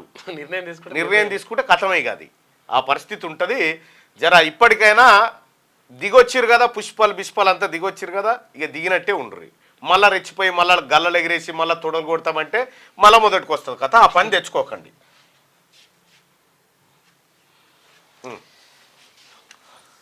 సినీ ఇండస్ట్రీకి మేము వ్యతిరేకం కాదు, సీఎంగా చట్టం అమలు చేయాల్సిన బాధ్యత నాపై ఉంది. ఇక సీఎం రేవంత్ కు శాల్వా కప్పుతున్న సినీ హీరో నాగార్జున, తర్వాత పక్కన డిప్యూటీ సీఎం బట్టి విక్రమార్క, మంత్రి కోమటిరెడ్డి వెంకటరెడ్డి, దిల్ రాజు ఉన్నారు. ఇక టాలీవుడ్ పెద్దలతో సీఎం రేవంత్ రెడ్డి వెల్లడి. ఈ అసెంబ్లీలో చెప్పినట్టు బెనిఫిట్ షోలు, టికెట్ల రేట్లు పెంపు ఉండదు. ఈవెంట్లకు ముందస్తు అనుమతులు ఉండాల్సిందే. అభిమానుల్ని కంట్రోల్ చేసుకోవాల్సిన బాధ్యత సెలబ్రిటీలదే. సినీ దీనికి ఒకటి ఉంటుంది, దాన్ని ఏమంటారంటే సెలబ్రిటీ అదేదో సిండ్రోమ్ అని ఒక రోగం ఉంటుంది. వాళ్ళకు మైండ్ మెచ్యూర్డ్ కాక వాళ్ళు రియల్ హీరోలు అనుకొని అటు పోతారు అన్నట్టు. దాని మీద ఒక పరిశోధన జరిగింది. అయితే అభిమానుల్ని కంట్రోల్ చేసుకోవాల్సిన బాధ్యత సెలబ్రిటీలదే. ఈ అభిమానులు కొంతమంది ఏం చేశారు, గవర్నమెంట్ మీద, కాంగ్రెస్ పార్టీ మీద ఈ తిట్టుడు పెడితే అన్ని పోలీస్ స్టేషన్లో కేసులు పెట్టారు. ఇప్పుడు సినిమా హీరో మీ హీరో వచ్చి కాపాడుతాడు అనుకుంటున్నా, పోయి నువ్వే మీ అమ్మ నాయన దొరకపోయి బెయిల్ తెచ్చుకోవాలి. అంతే, అనవసరంగా కేసులాంటి ఇరుక్తిరి. సినీ సమస్యల పరిష్కారానికి కేబినెట్ సబ్ కమిటీ. ఇండస్ట్రీ నుంచి ఒక కమిటీని వేసుకోవాలని సీఎం సూచన. 15 రోజుల్లో సీఎంకు నివేదిక ఇస్తాం. FDC chairman Dil Raju. సంధ్యా థియేటర్ లాంటి ఘటనలు మళ్ళీ జరగనివ్వం అల్లు అరవింద్. వరల్డ్ సినిమాకు హైదరాబాద్ క్యాపిటల్ కావాలని చెప్పి నాగార్జున. సినీ పరిశ్రమకు తాము వ్యతిరేకం కాదని, ఇండస్ట్రీలో నెలకొన్న సమస్యల పరిష్కారానికి కృషి చేస్తామని సీఎం రేవంత్ రెడ్డి అన్నారు. బెనిఫిట్ షోలు, టికెట్ల రేట్లు పెంపు ఉండదంటూ అసెంబ్లీలో చెప్పిన మాట కట్టుబడి ఉన్నామని స్పష్టం చేశారు. ముఖ్యమంత్రిగా చట్టాన్ని అమలు చేయాల్సిన బాధ్యత తనపై ఉంటుందని, తన వ్యక్తిగత ఇష్టాలతో దీనికి సంబంధం ఉండదని స్పష్టం చేశారు. సినిమా ఈవెంట్లకు ముందస్తు అనుమతులు ఉండాల్సిందేనని తేల్చి చెప్పారు. టాలీవుడ్ గతంలో ఏ సాయం చేసినా కాంగ్రెస్ ప్రభుత్వాలే చేశాయని, ఆ వారసత్వాన్ని తాము కొనసాగిస్తామని ఆయన తెలిపారు. గురువారం బంజారాహిల్స్లోని కమాండ్ కంట్రోల్ బిల్డింగ్ లో సీఎం రేవంత్ రెడ్డితో టాలీవుడ్ పెద్దలు సమావేశమయ్యారు. ఎఫ్డీసీ చైర్మన్ దిల్ రాజు ఆధ్వర్యంలో జరిగిన ఈ మీటింగ్ లో deputy CM Bhatti Vikramarka, cinematography మంత్రి కోమటిరెడ్డి వెంకటరెడ్డి, డీజీపీ జితేందర్ రెడ్డి, సినీ హీరోలు నాగార్జున, వెంకటేష్, డైరెక్టర్లు రాఘవేంద్రరావు, బోయపాటి సీను, హరీష్ శంకర్, వంశీ పైడిపల్లి, త్రివిక్రమ్, నిర్మాత అల్లు అరవింద్, మురళీమోహన్, సురేష్ బాబు తదితరులు పాల్గొన్నారు. సో ఇక్కడ చిరంజీవి ఫ్యామిలీ నుంచి ఎవరు పాల్గొన్నట్టుగా లేదు ఈ కార్యక్రమంలో. ఎందుకంటే మొదటి నుంచి కూడా చిరంజీవి ఫ్యామిలీ అల్లు అర్జున్ వ్యవహారానికి కాస్త అంటిముట్టనట్టుగా ఉన్నటువంటి పరిస్థితి. ఏకంగా పవన్ కళ్యాణ్ గారు, పవన్ కళ్యాణ్ గారు, నేను 100% పవన్ కళ్యాణ్ గారిని సినిమా హీరోగా ఇష్టపడను, ఆయన మానవతావాదిగా ఇష్టపడతా, అతనికి ఉన్నటువంటి వ్యక్తిత్వాన్ని ఇష్టపడతా. అందుకే పవన్ కళ్యాణ్ గారు అంటే కొంత నాకు అభిమానం ఉంటుంది. ఏ అభిమానం? ఈ హీరో అభిమానం, ఈ ఈలలు కొట్టుడు చొడలు కొట్టుడు కాదు, ఆయనలో ఉన్నటువంటి మానవత్వం. పక్కా ఇంట్లో ఉన్న ఇందిరమ్మకు అప్లికేషన్ వెరిఫై చేసిన 31 లక్షల దరఖాస్తులో 2 లక్షల పైగా ఇట్లాంటివి. ఆల్రెడీ ఇల్లుండగా మళ్ళీ దరఖాస్తు పెట్టుకున్నారట. ఒక్కో దరఖాస్తు వెరిఫికేషన్ అరగంట. ఇంటింటికి వెళ్లి సర్వే చేస్తున్న సిబ్బంది. రాష్ట్ర వ్యాప్తంగా 20 లక్షలకు పైగా అప్లికేషన్లు. సంక్రాంతి కల్లా సర్వే పూర్తి కష్టమే అంటున్నారు. అయితే ఆల్రెడీ ఇండ్లున్నోళ్ళు కూడా మళ్ళీ దరఖాస్తు పెట్టుకున్నారట. ఏం లాభం? వెరిఫై చేసి తీసేస్తున్నారు. కార్లు, ఇండ్లు, ఉద్యోగాలు ఉన్నోళ్ళు ఫ్రీగా వస్తున్నాయంటే కథమిగా. గ్రూప్ 1 మెయిన్స్ ఫలితాలు రిలీజ్ కు లైన్ క్లియర్ అయింది. రిజర్వేషన్ల అంశంపై పిటిషన్లు కొట్టివేసిన హైకోర్టు. పరీక్షల నిర్వహణలో జోక్యం చేసుకోలేం, పిటిషనర్లు చెప్పిన కారణాలు సరిగ్గా లేవు, ఆర్టికల్ 226 ప్రకారం తీర్పు వెల్లడిస్తున్నామన్న ధర్మాసనం అంటూ ఒక వార్త. అయితే ఈ తీర్పు తర్వాత అవసరమైతే మా దగ్గర రండి కానీ అప్పట్లోపు రాకూడదని చెప్పి ఇక్కడ సుప్రీంకోర్టు క్లియర్ గా గ్రూప్ 1 అభ్యర్థులకు చెప్పింది. నియోజకవర్గాల విభజనతో సౌత్ స్టేట్స్ కు నష్టం. దీనిపై ఏఐసిసి దృష్టి పెట్టాలని చెప్పేసి సీఎం రేవంత్ రెడ్డి అంటుండు. దేశమంతా జనగణనతో పాటే కులగణన కూడా చేపట్టాలి. ఈ అంశంపై పోరాటాలు చేయాలి. కేంద్రానికి తీర్మానం చేసి పంపాలి. బెలగావి సిడబ్ల్యూసి భేటీలో ప్రతిపాదన ఆమోదించిన కమిటీ. రైట్గా జనాభా ప్రాతిపదికన పార్లమెంట్ నియోజకవర్గాల పునర్విభజన చేపడితే దక్షిణాది రాష్ట్రాలకు తీవ్ర నష్టమని భాజపా జనాభా ఎక్కువగా ఉన్న ఉత్తరాది రాష్ట్రాల్లో ఎక్కువ సీట్లు, దక్షిణాదిలో తక్కువ సీట్లు పెరుగుతాయని సీఎం రేవంత్ రెడ్డి ఆందోళన వ్యక్తం చేశారు. దక్షిణాది రాష్ట్రాల్లో కాంగ్రెస్ పార్టీకి కూడా దీనివల్ల నష్టం జరిగే ప్రమాదం ఉందని చెప్తున్నారు. జనాభా ప్రాతిపదికన నియోజకవర్గాల పునర్విభజన చేస్తే సౌత్ ఇండియాకు దెబ్బ తాకుతుంది ఎందుకంటే ఇక్కడ జనాభా తక్కువ పెరుగుదల ఉండే అప్పుడు ఒక బిడ్డ ముందు రెండో బిడ్డ వద్దొద్దు కార్యక్రమాన్ని మనకు దిగ్విజయంగా అమలు చేసిన వాళ్ళు పట్టించుకోలే. అక్కడ జనాభా పెరిగింది, ఇక్కడ తగ్గింది. మరి జనాభా ఆధారంగా కనుక పెడితే ఇక్కడ నష్టపోయేది వీళ్ళే. భౌగోళిక పరిస్థితుల ఆధారంగా పెడితే మంచి జరుగుతుంది. రైట్. కొత్తగా 13,000 కొలువులు. వివిధ శాఖల్లో సర్దుబాటైన విఆర్ఓ, విఆర్ఈల తిరిగి గ్రామ ప్రణాళికారిగా నియామకం. ఇప్పటికే దరఖాస్తు స్వీకరణ షురు అయింది. వారి రాకతో పాత శాఖల్లో ఏర్పడనున్న ఖాళీలు ఎప్పటికప్పుడు డిపార్ట్మెంట్లలో ఖాళీల నోటిఫై. ఇక కొత్త మండల కేంద్రాల్లోనూ స్టాఫ్ శాంక్షన్ చేశామన్న ప్రభుత్వం అంట. ఇక వరంగల్, కరీంనగర్ జీసీసీలకు డెస్టినేషన్లు. అందుబాటులో ఐటీ ఇండస్ట్రీకి అవసరమైన ఇంజనీరింగ్ కాలేజీలు. హైదరాబాద్తో పోలిస్తే భూముల రేట్లు తక్కువే. Telangana blue print for growth రిపోర్ట్లో నాస్కం వెల్లడి. హైదరాబాద్ తర్వాత వరంగల్, కరీంనగర్ నగరాలు గ్లోబల్ క్యాపబిలిటీ సెంటర్లకు డెస్టినేషన్గా మారనున్నాయని నాస్కం తెలిపింది. జీసీసీల ఏర్పాటుకు అనుకూలంగా అభివృద్ధి చెందుతున్నాయని వివరించింది. వరంగల్, కరీంనగర్లోనూ ఐటీ ఇండస్ట్రీకి అవసరమైన ఇంజనీరింగ్ కాలేజీలు, మానవ వనరులు పుష్కలంగా ఉన్నాయని తెలిపింది. ఈ రెండు నగరాలు హైదరాబాద్కు దగ్గరలో ఉండడం, సిటీతో పోలిస్తే ఇక్కడ భూముల రేట్లు తక్కువగా ఉన్నట్లు నాస్కం తెలిపింది. ఇదే విధంగా ప్రభుత్వ పాలసీలు అనుకూలంగా ఉన్నాయని తెలిపింది. ఇటీవల NASSCOM GCC playbook Telangana blue print for growth పేరిట రిలీజ్ చేసిన రిపోర్ట్లో ఈ విషయాలు వెల్లడించింది. వరంగల్, కరీంనగర్ జీసీసీలకు డెస్టినేషన్గా ఉన్నాయట. ఇక్కడ ఐటీ ఇండస్ట్రీని అభివృద్ధి చేయడానికి ఆస్కారాలు ఎక్కువగా ఉన్నాయని చెప్పి ఒక ప్రత్యేక రిపోర్ట్లో వెల్లడైంది. ఇక ముగ్గురి ఆత్మహత్యకు కారణం ఏంటి? కామారెడ్డిలో కలకలం సృష్టించిన ఎస్ఐ, మహిళా కానిస్టేబుల్, మరో వ్యక్తి సూసైడ్. ఇక చెరువులో నుంచి ఎస్ఐ డెడ్ బాడీ కూడా వెలికితీత. కీలకంగా మారిన పోస్టుమార్టం రిపోర్ట్లు, సెల్ ఫోన్ల డేటా చూస్తున్నట. ఇదేదో అంటున్నారు. ఏదో మరిగా. బ్రహ్మపుత్రపై చైనా మాస్టర్ ప్లాన్. ప్రపంచంలో అతిపెద్ద జల విద్యుత్ డ్యాం ఏర్పాటుకు ఆమోదం. 3 గోర్జెస్ డ్యాం కంటే 3 రెట్లు పెద్దదట్టిది. భారత్ చైనా బార్డర్ కు 30 కిలోమీటర్ల దూరంలోనే నిర్మాణానికి ప్రతిపాదన. ప్రాజెక్టు పూర్తయితే భారత్ కు నీటి సమస్యలు, అస్సాం, అరుణాచల్ కు పొంచి ఉన్న ముప్పు అంటూ ఒక వార్తను చూస్తాను. మనకు ముప్పు ఏంటి? చైనా ఈ ప్రాజెక్టును పూర్తి చేస్తే బ్రహ్మపుత్ర నది నీటి ప్రవాహాన్ని నియంత్రించే అధికారం చైనా కలిగి ఉంటుంది. అస్సాం, అరుణాచల్ ప్రదేశ్ రాష్ట్రాలు తీవ్ర నీటి సమస్యలను ఎదుర్కొనే ప్రమాదం. ఈ డ్యాం వల్ల రక్షణ పరంగానూ ఇండియాకు ముప్పు పొంచి ఉంది. ఈ డ్యాం భారత్ చైనా బార్డర్ కు చాలా తక్కువ దూరంలోనే ఉంటుంది. యుద్ధ పరిస్థితులు తలెత్తిన సమయాల్లో ఒకేసారి పెద్ద మొత్తంలో నీటిని విడుదల చేస్తే దిగువన ఉన్న ప్రాంతాలు మునిగిపోయేటువంటి ఇదొక చాలా డేంజర్. డ్యామ్ కట్టి నీటిని ఒకేసారి వదిలితే కింద ఉన్నటువంటి భారత గ్రామాలు కూడా మునిగిపోయే Yes. ప్రమాదం ఉందట. అరుణాచల్ ప్రదేశ్ ఈ గిదాన్ గురించి మన నరేంద్ర మోడీ గారు మాట్లాడారు. ఇక చైనా అంటే ఎందుకో భయం, మరి పాకిస్తాన్ అంటే అల్కగా. అరుణాచల్ ప్రదేశ్ అసోం పగలే చలి, రాష్ట్ర వ్యాప్తంగా పడిపోయిన ఉష్ణోగ్రతలు, రోజంతా వదలని ముసురు. మధ్యాహ్నం 12 గంటలకు చలిమంటలు వేసుకున్న జనం. నేడు కూడా ఇదే పరిస్థితి ఉంటుందన్న ఐఎండీ. పగలే చలి, రాష్ట్ర వ్యాప్తంగా పడిపోయిన ఉష్ణోగ్రతలు అంటూ ఒక వార్తను చూస్తా ఉన్నాం. చాలా దారుణమైనటువంటి వర్షాలు పడతా ఉన్నాయి అక్కడక్కడ. ఈ అనుకోని వానలు, నైరుతి ఋతుపవనాలు. గ్రూప్ 1 మెయిన్స్ ఎంపిక సబబే స్పష్టం చేసిన high court division bench. GO number 29/5 దాఖలైన పిటిషన్ల కొట్టివేత, గ్రూప్ 1 పోస్టుల భర్తీకి తొలగిన అడ్డంకి. సో ఇప్పటి వరకు తొలగింది, మళ్ళీ సుప్రీంకోర్టుకు పోతే మళ్ళీ వేరే. మళ్ళా ఆర్థిక మార్గదర్శి అస్తమయం. దేశ ఆర్థిక వ్యవస్థను గాడిన పెట్టిన సంస్కరణల రూపశిల్పి మన్మోహన్ సింగ్ కన్నుమూత. ప్రస్తుత మీడియా ఆ మాటకొస్తే పార్లమెంట్లో విపక్షాల కన్నా చరిత్ర నా పట్ల దయతో వ్యవహరిస్తుందని నిజాయితీగా నమ్ముతున్నా. ప్రభుత్వ వ్యవస్థలోని విషయాలన్నీ బయటకు చెప్పలేను, కానీ సంకీర్ణ రాజకీయాల అనివార్యతను దృష్టిలో పెట్టుకుని ఏ పరిస్థితిలో ఎలా వ్యవహరించాలో సరిగ్గా అలాగే వ్యవహరించా.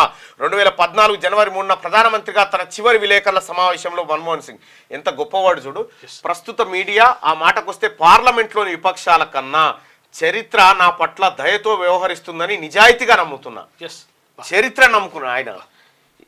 దేశ ఆర్థిక వ్యవస్థను గాడిన పెట్టిన సంస్కరణల రూపశిల్పి మన్మోహన్ సింగ్ కన్నుమూత. ఆర్థిక సంస్కరణలు, జీడీపీ వృద్ధిలో ఉరకలు. దివాలా స్థాయి నుంచి దేశాన్ని గట్టెక్కించిన ఆర్థికవేత్త మన్మోహన్. అగ్ని పరీక్షలో మన్మోహన్ కు పివి దన్ను. భారత్ను గట్టెక్కించిన ఆర్థిక బంధం. దేశ గతిని మార్చిన 1991 బడ్జెట్ నెల రోజుల్లోనే తయారు చేసిన మన్మోహన్ సింగ్ నెల రోజులలో బడ్జెట్ తయారు చేసినట. 1991లో పెట్టిన బడ్జెట్ ఈ దేశ గతిని మార్చింది. దేశ నిజమైన వాస్తు శిల్పుల్లో ఒకరు సీఎం రేవంత్ రెడ్డి. ఆయన మాటలు గట్టిగా వినిపించవు, మౌనమే ఘనంగా పనిచేస్తుంది. అంతు నిజంగా సైలెంట్ కూడా ఎంత భయంకరమైన శబ్దం. సైలెంట్ కూడా భయంకరమైన శబ్దం. భయంకరం, చాలా భయంకరం. అంతుపట్టని ఆయన ఆలోచనల లోతు దేశ ఆర్థిక వ్యవస్థను నిలబెట్టింది. ఆయన సాహసోపేత సంస్కరణల ఫలితం నేడు ఘనంగా కనిపిస్తోంది. పాఠాలు చెప్పి అధ్యాపకుడి స్థాయి నుంచి దేశాన్ని పాలించిన ప్రధానమంత్రి దాకా ప్రతి దశలో, ప్రతి పనిలో ఆయన పేరు చెరగని ముద్రలా నిలిచిపోయింది. నేటి తరం రాజకీయాల్లో మిస్టర్ క్లీన్, రేపటి తరానికి ఆదర్శం. విద్యావేత్త, ఆర్థికవేత్త, సంస్కరణల రూపశిల్పి, నిగర్వి, నిష్కలంకుడు, నిరాడంబరుడు మన్మోహన్ సింగ్ జీవన ప్రస్థానం ముగిసింది. ఎవరేమన్నా, ఎవరిని విమర్శలు చేసినా మౌనంగా పనిచేసుకుంటూ వెళ్ళిన మన్మోహన్ సింగ్ అంతే మౌనంగా తన జీవన ప్రస్థానానికి వీడ్కోలు పలికారు. కొన్నాళ్లుగా వృద్ధాప్య సమస్యలతో బాధపడుతున్న ఆయన గురువారం రాత్రి ఢిల్లీ ఎయిమ్స్ ఆసుపత్రిలో తుదిశ్వాస వదిలారు. ఆయన అనుకోకుండా దేశ ఆర్థిక మంత్రి అయ్యారు. అంతే ఆకస్మికంగా, అనూహ్యంగా ప్రధానిగా బాధ్యతలు చేపట్టారు. 92 ఏళ్ల జీవితం, దేశ విభజన తర్వాత పాకిస్తాన్ నుంచి భారత్లో వలస జీవనం, ఎన్నెన్నో మలుపులు మెరుపులు. డాక్టర్ మన్మోహన్ సింగ్ సేవలను భారతదేశ ప్రజలు ఎన్నటికీ మర్చిపోరంటూ మన్మోహన్ సింగ్ జీవితం పైన సంజయ్ బారు, అంటే ప్రధాని ఆర్థిక సలహాదారుగా పనిచేసినటువంటి సంజయ్ బారు ద యాక్సిడెంటల్ ప్రైమ్ మినిస్టర్ అనేటువంటి బుక్ రాసిండు. దాంట్లో సోనియా గాంధీకి మన్మోహన్ సింగ్కి మధ్యలో ఉన్నటువంటి ఒక దేశ ప్రయోజన బంధాలు ఏవైతే ఉన్నాయో వాటినన్నింటినీ దాంట్లో సంజయ్ బారు చెప్పడం జరిగింది. దాన్ని హిందీలో కూడా తర్జమా చేయడం జరిగింది. వృద్ధాప్య సమస్యలతో మాజీ ప్రధాని తుదిశ్వాస. గురువారం రాత్రి 9:51 ఎయిమ్స్లో మృతి. హుటాహుటిన ఆసుపత్రికి సోనియా గాంధీ, ప్రియాంక. బెలగావి నుంచి ఢిల్లీకి చేరుకున్న రాహుల్ గాంధీ, ఖర్గే, రాష్ట్రపతి ముర్ము, ప్రధాని మోడీ సంతాపం. అధికారిక లాంఛనాలతో మన్మోహన్ అంత్యక్రియలు. 7 రోజులు సంతాప దినాలుగా ప్రకటించిన కేంద్రం. మన్మోహన్ సింగ్ మరణంతో దేశం ఒక గొప్ప నాయకుడిని కోల్పోయింది. సాధారణ కుటుంబంలో జన్మించిన ఆయన గొప్ప ఆర్థికవేత్తగా ఎదిగారు. దేశ ప్రజల జీవితాలను మెరుగుపరిచేందుకు విశేష కృషి చేశారని చెప్పేసి ప్రధాని నరేంద్ర మోడీ అంటారు. దూరదృష్టి కలిగిన రాజనీతిజ్ఞుడిని దేశం కోల్పోయింది. ఆయన ఆర్థిక విధానాలు దేశంలో పేదరికాన్ని తగ్గించాయి. మల్లికార్జున ఖర్గే. గురువును, మార్గదర్శకుడిని కోల్పోయాను. అపార జ్ఞానం, సమగ్రతతో ఆయన దేశాన్ని నడిపించారని చెప్పేసి ఆయన జ్ఞానంలో పావుల లేదు ఇప్పుడు ఉన్న వాళ్ళకు కూడా. నో బెనిఫిట్, ఇకపై సినిమా బెనిఫిట్ షోలకు అనుమతించాం. నాకు ఎవరిపైన ఇష్టాలు లేవు. సీఎంగా చట్టాన్ని అమలు చేస్తా. సీఎం రేవంత్ రెడ్డి అసెంబ్లీలో చెప్పిన మాట కట్టుబడి ఉన్న చిత్ర పరిశ్రమను ప్రోత్సహిస్తాం. పద్ధతిగా ఉండండి. సీఎం పేరు చెప్పినందుకే కేసు అని ప్రచారం చేస్తారా? ఎప్పుడో ఆ స్థాయి దాటాం. మీరెందుకు ఖండించలే? బౌన్సర్లు పోలీసులను అడ్డుకుంటే వారితో పాటు సెలబ్రిటీలపైన కేసులు. అభిమానులను మీరే నియంత్రించాలి. సామాజిక బాధ్యతను సినీ పరిశ్రమ గుర్తుపెట్టుకోవాలి.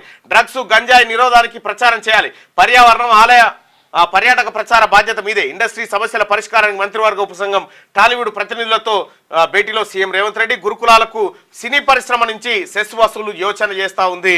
బట్టి విక్రమార్క చెప్పినటువంటి మాట ఇక్కడ క్లియర్గా, పద్ధతిగా ఉండండి. మీరు నా దగ్గరికి వచ్చినా ఎన్ని చెప్పినా నేను అసెంబ్లీలో ఏ మాట చెప్పినో ఆ మాట కట్టుబడి ఉన్న చిత్ర పరిశ్రమను ప్రోత్సహిస్తా, కానీ పద్ధతిగా ఉండండి అనేటువంటి సున్నితమైన హెచ్చరిక. అంతర్జాతీయ స్థాయికి టాలీవుడ్, ప్రభుత్వం, సినీ పరిశ్రమ కలిసి పనిచేయాలని సీఎం సూచించారు. దీనిపై చర్చించి ప్రభుత్వానికి నివేదిస్తామని చెప్పేసి ఎఫ్డీసీ చైర్మన్ దిల్ రాజు అంటున్నారు. రేవంత్ ప్రభుత్వం టాలీవుడ్ ను టార్గెట్ చేసింది. ఆ BJP IT cell in charge Amit Malaviya అంటూ ఒక వార్తను చూస్తా ఉన్నాం. ఇక బ్రహ్మపుత్రపై చైనా భారీ డ్యామ్. ఇక టిబెట్లో భారత సరిహద్దుకు సమీపంలో విద్యుత్ ఉత్పత్తి సామర్థ్యం 300 బిలియన్ కిలోవాట్ అవర్స్ అంట. భారత్కు ముప్పే. నీటిని మళ్లిస్తే ఈశాన్య రాష్ట్రాల్లో నీటి ఎద్దడి. యుద్ధం పరిస్థితులు వస్తే డ్యామ్ను చైనా వాటర్ బాంబుగా వాడే వాడే ప్రమాదం ప్రమాదం ఉంటుందంట. చాలా డేంజర్ అసలు. ఇది ఇట్లా ఉంటే ఒకసారి ఆర్టిఫిషియల్ ఇంటెలిజెన్స్ ను సమగ్ర శిక్ష ఉద్యోగుల సమస్యల గురించి అడుగుదాం. ఏం చెప్తుందో ఒకసారి.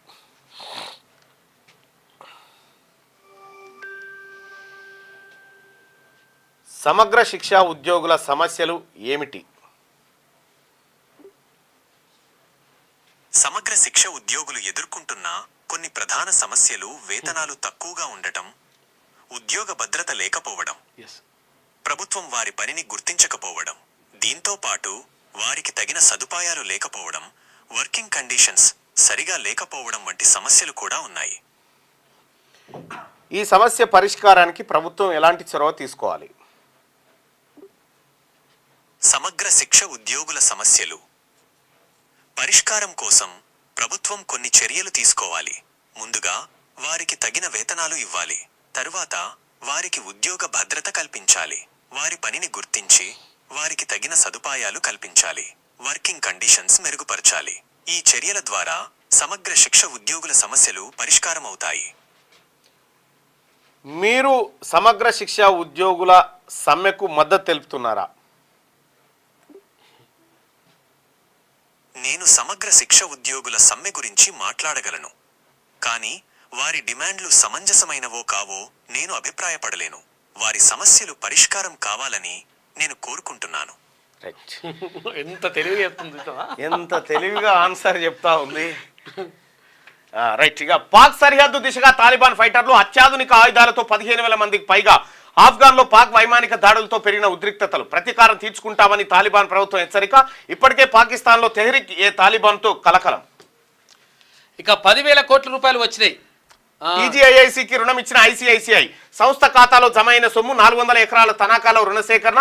10 ఏళ్లలో తిరిగి చెల్లించనున్న టీజీఐఐసి. ఎఫ్ఆర్బిఎం పరిధిలోకి రాకుండా రుణం పొందేందుకు భూమిని బదిలీ చేసిన సర్కార్. రైతు భరోసా, రైతు కూలీలకు 12,000 భృతికి ఈ నిధులు వినియోగించనున్న ప్రభుత్వం. కామారెడ్డిలో మూకుమ్మడి ఆత్మహత్యలు. మృతుల్లో బెక్కునూరు ఎస్ఐ, మహిళా కానిస్టేబుల్, మరో యువకుడు. ఇక అడ్లూరు ఎల్లారెడ్డి పెద్ద చెరువులో ఘటన. తొలుత కానిస్టేబుల్, యువకుడి మృతదేహాలు చెరువు నుంచి వెలికితీత. తాజాగా ఎస్ఐ మృతదేహం కూడా తీసిరు. మృతికి గల కారణాలపైన దర్యాప్తు చేస్తున్నట. మరి ఏం జరిగిందో ఏమో. జనగణనలో కులగణన. దేశవ్యాప్తంగా కులగణన కోసం కాంగ్రెస్ పోరాడాలి. సిడబ్ల్యూసీ తీర్మానం చేసి కేంద్రానికి పంపాలి. సీఎం రేవంత్ రెడ్డి సూచన. ఏకగ్రీవంగా తీర్మానాన్ని ఆమోదించిన సిడబ్ల్యూసీ. జనాభా ప్రకారం పునర్విభజన జరిగితే దక్షిణాదికి అన్యాయం జరిగే అవకాశం ఉందని చెప్పి సీఎం చెప్తా ఉన్నారు. జనగణనతో పాటు కులగణన చేయాలి. ఈ కులగణన అంటే నరేంద్ర మోడీ గారు భయపడుతున్నారు. ఎందుకంటే ఈ కులగణన చేస్తే వాళ్ళ బలం వాళ్ళకి తెలుస్తుంది కదా. బలం తెలిస్తే వాళ్ళు బీజేపీ అంటే ఎందుకుంటారు? ఈ మబ్బులలో ఉండరు కదా, అంతే. అందుకోసమని. ఇక రాజ్యాంగానికి ముప్పు. ఆర్ఎస్ఎస్ బీజేపీ ప్రాజెక్టే అది. అమిత్ షా రాజీనామా చేయాల్సిందే. కాంగ్రెస్ నవ సత్యాగ్రహ బైఠక్ రాజకీయ తీర్మానం. బెళగావిలో వర్కింగ్ కమిటీ సమావేశమైంది. సో ఇది ఇట్లా ఉంటే ఒకసారి శనార్థి తెలంగాణలో ఉన్నటువంటి వార్త చూద్దాం. ప్రేమ ఓకే, పెళ్లి వద్దంట. జీవితం ఎప్పుడు ఒకేలా ఉండదు. సినీ నటి శృతి హాసన్ అంటుంది. ప్రేమ ఓకే అన్నట్టు కానీ పెళ్లి వద్దంట.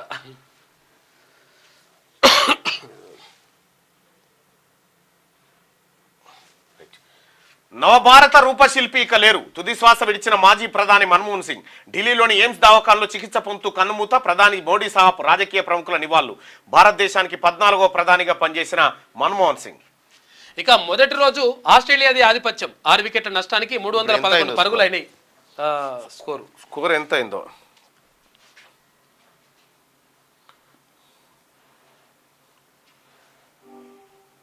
భారత్ ఆస్ట్రేలియా మధ్య జరుగుతున్న బార్డర్ గవాస్కర్ ట్రోఫీ టెస్ట్ మ్యాచ్లో 4వ మ్యాచ్లో ప్రస్తుతం స్కోర్ ఎంత?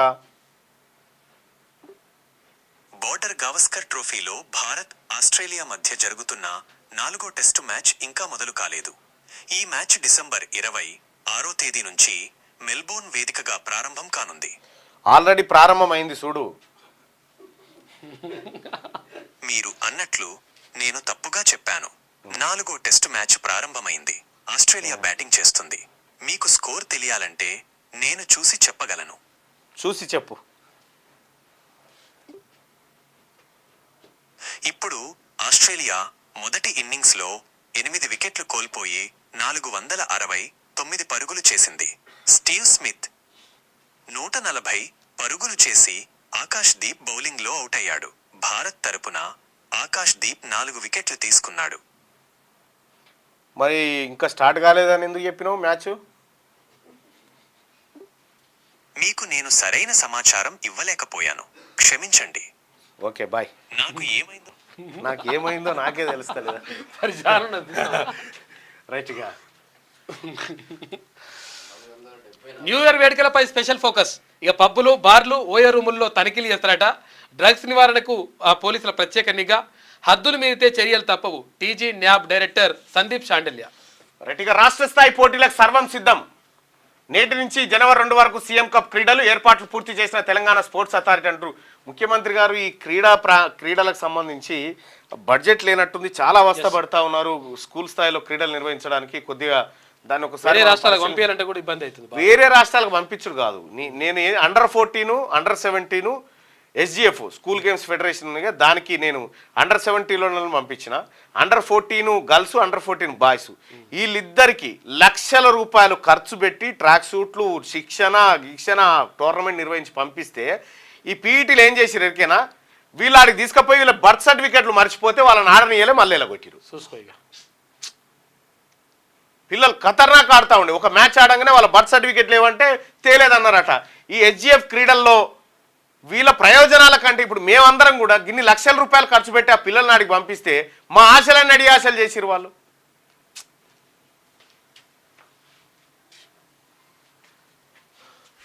మోడీనా మజాకా?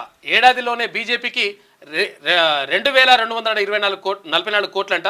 కాంగ్రెస్కు జస్ట్ 289 కోట్లే. ప్రాంతీయ పార్టీ బీఆర్ఎస్కు 495 కోట్లు. వివరాలు వెల్లడించిన ఈసీ అధికంగా వివరాలు ఇచ్చిన దాతగా ప్రూడెంట్ ట్రస్ట్ అట. Prudent Trust. భారతీయ జనతా పార్టీకి 2,244 కోట్లు విరాళం వచ్చిందట. చూసుకో.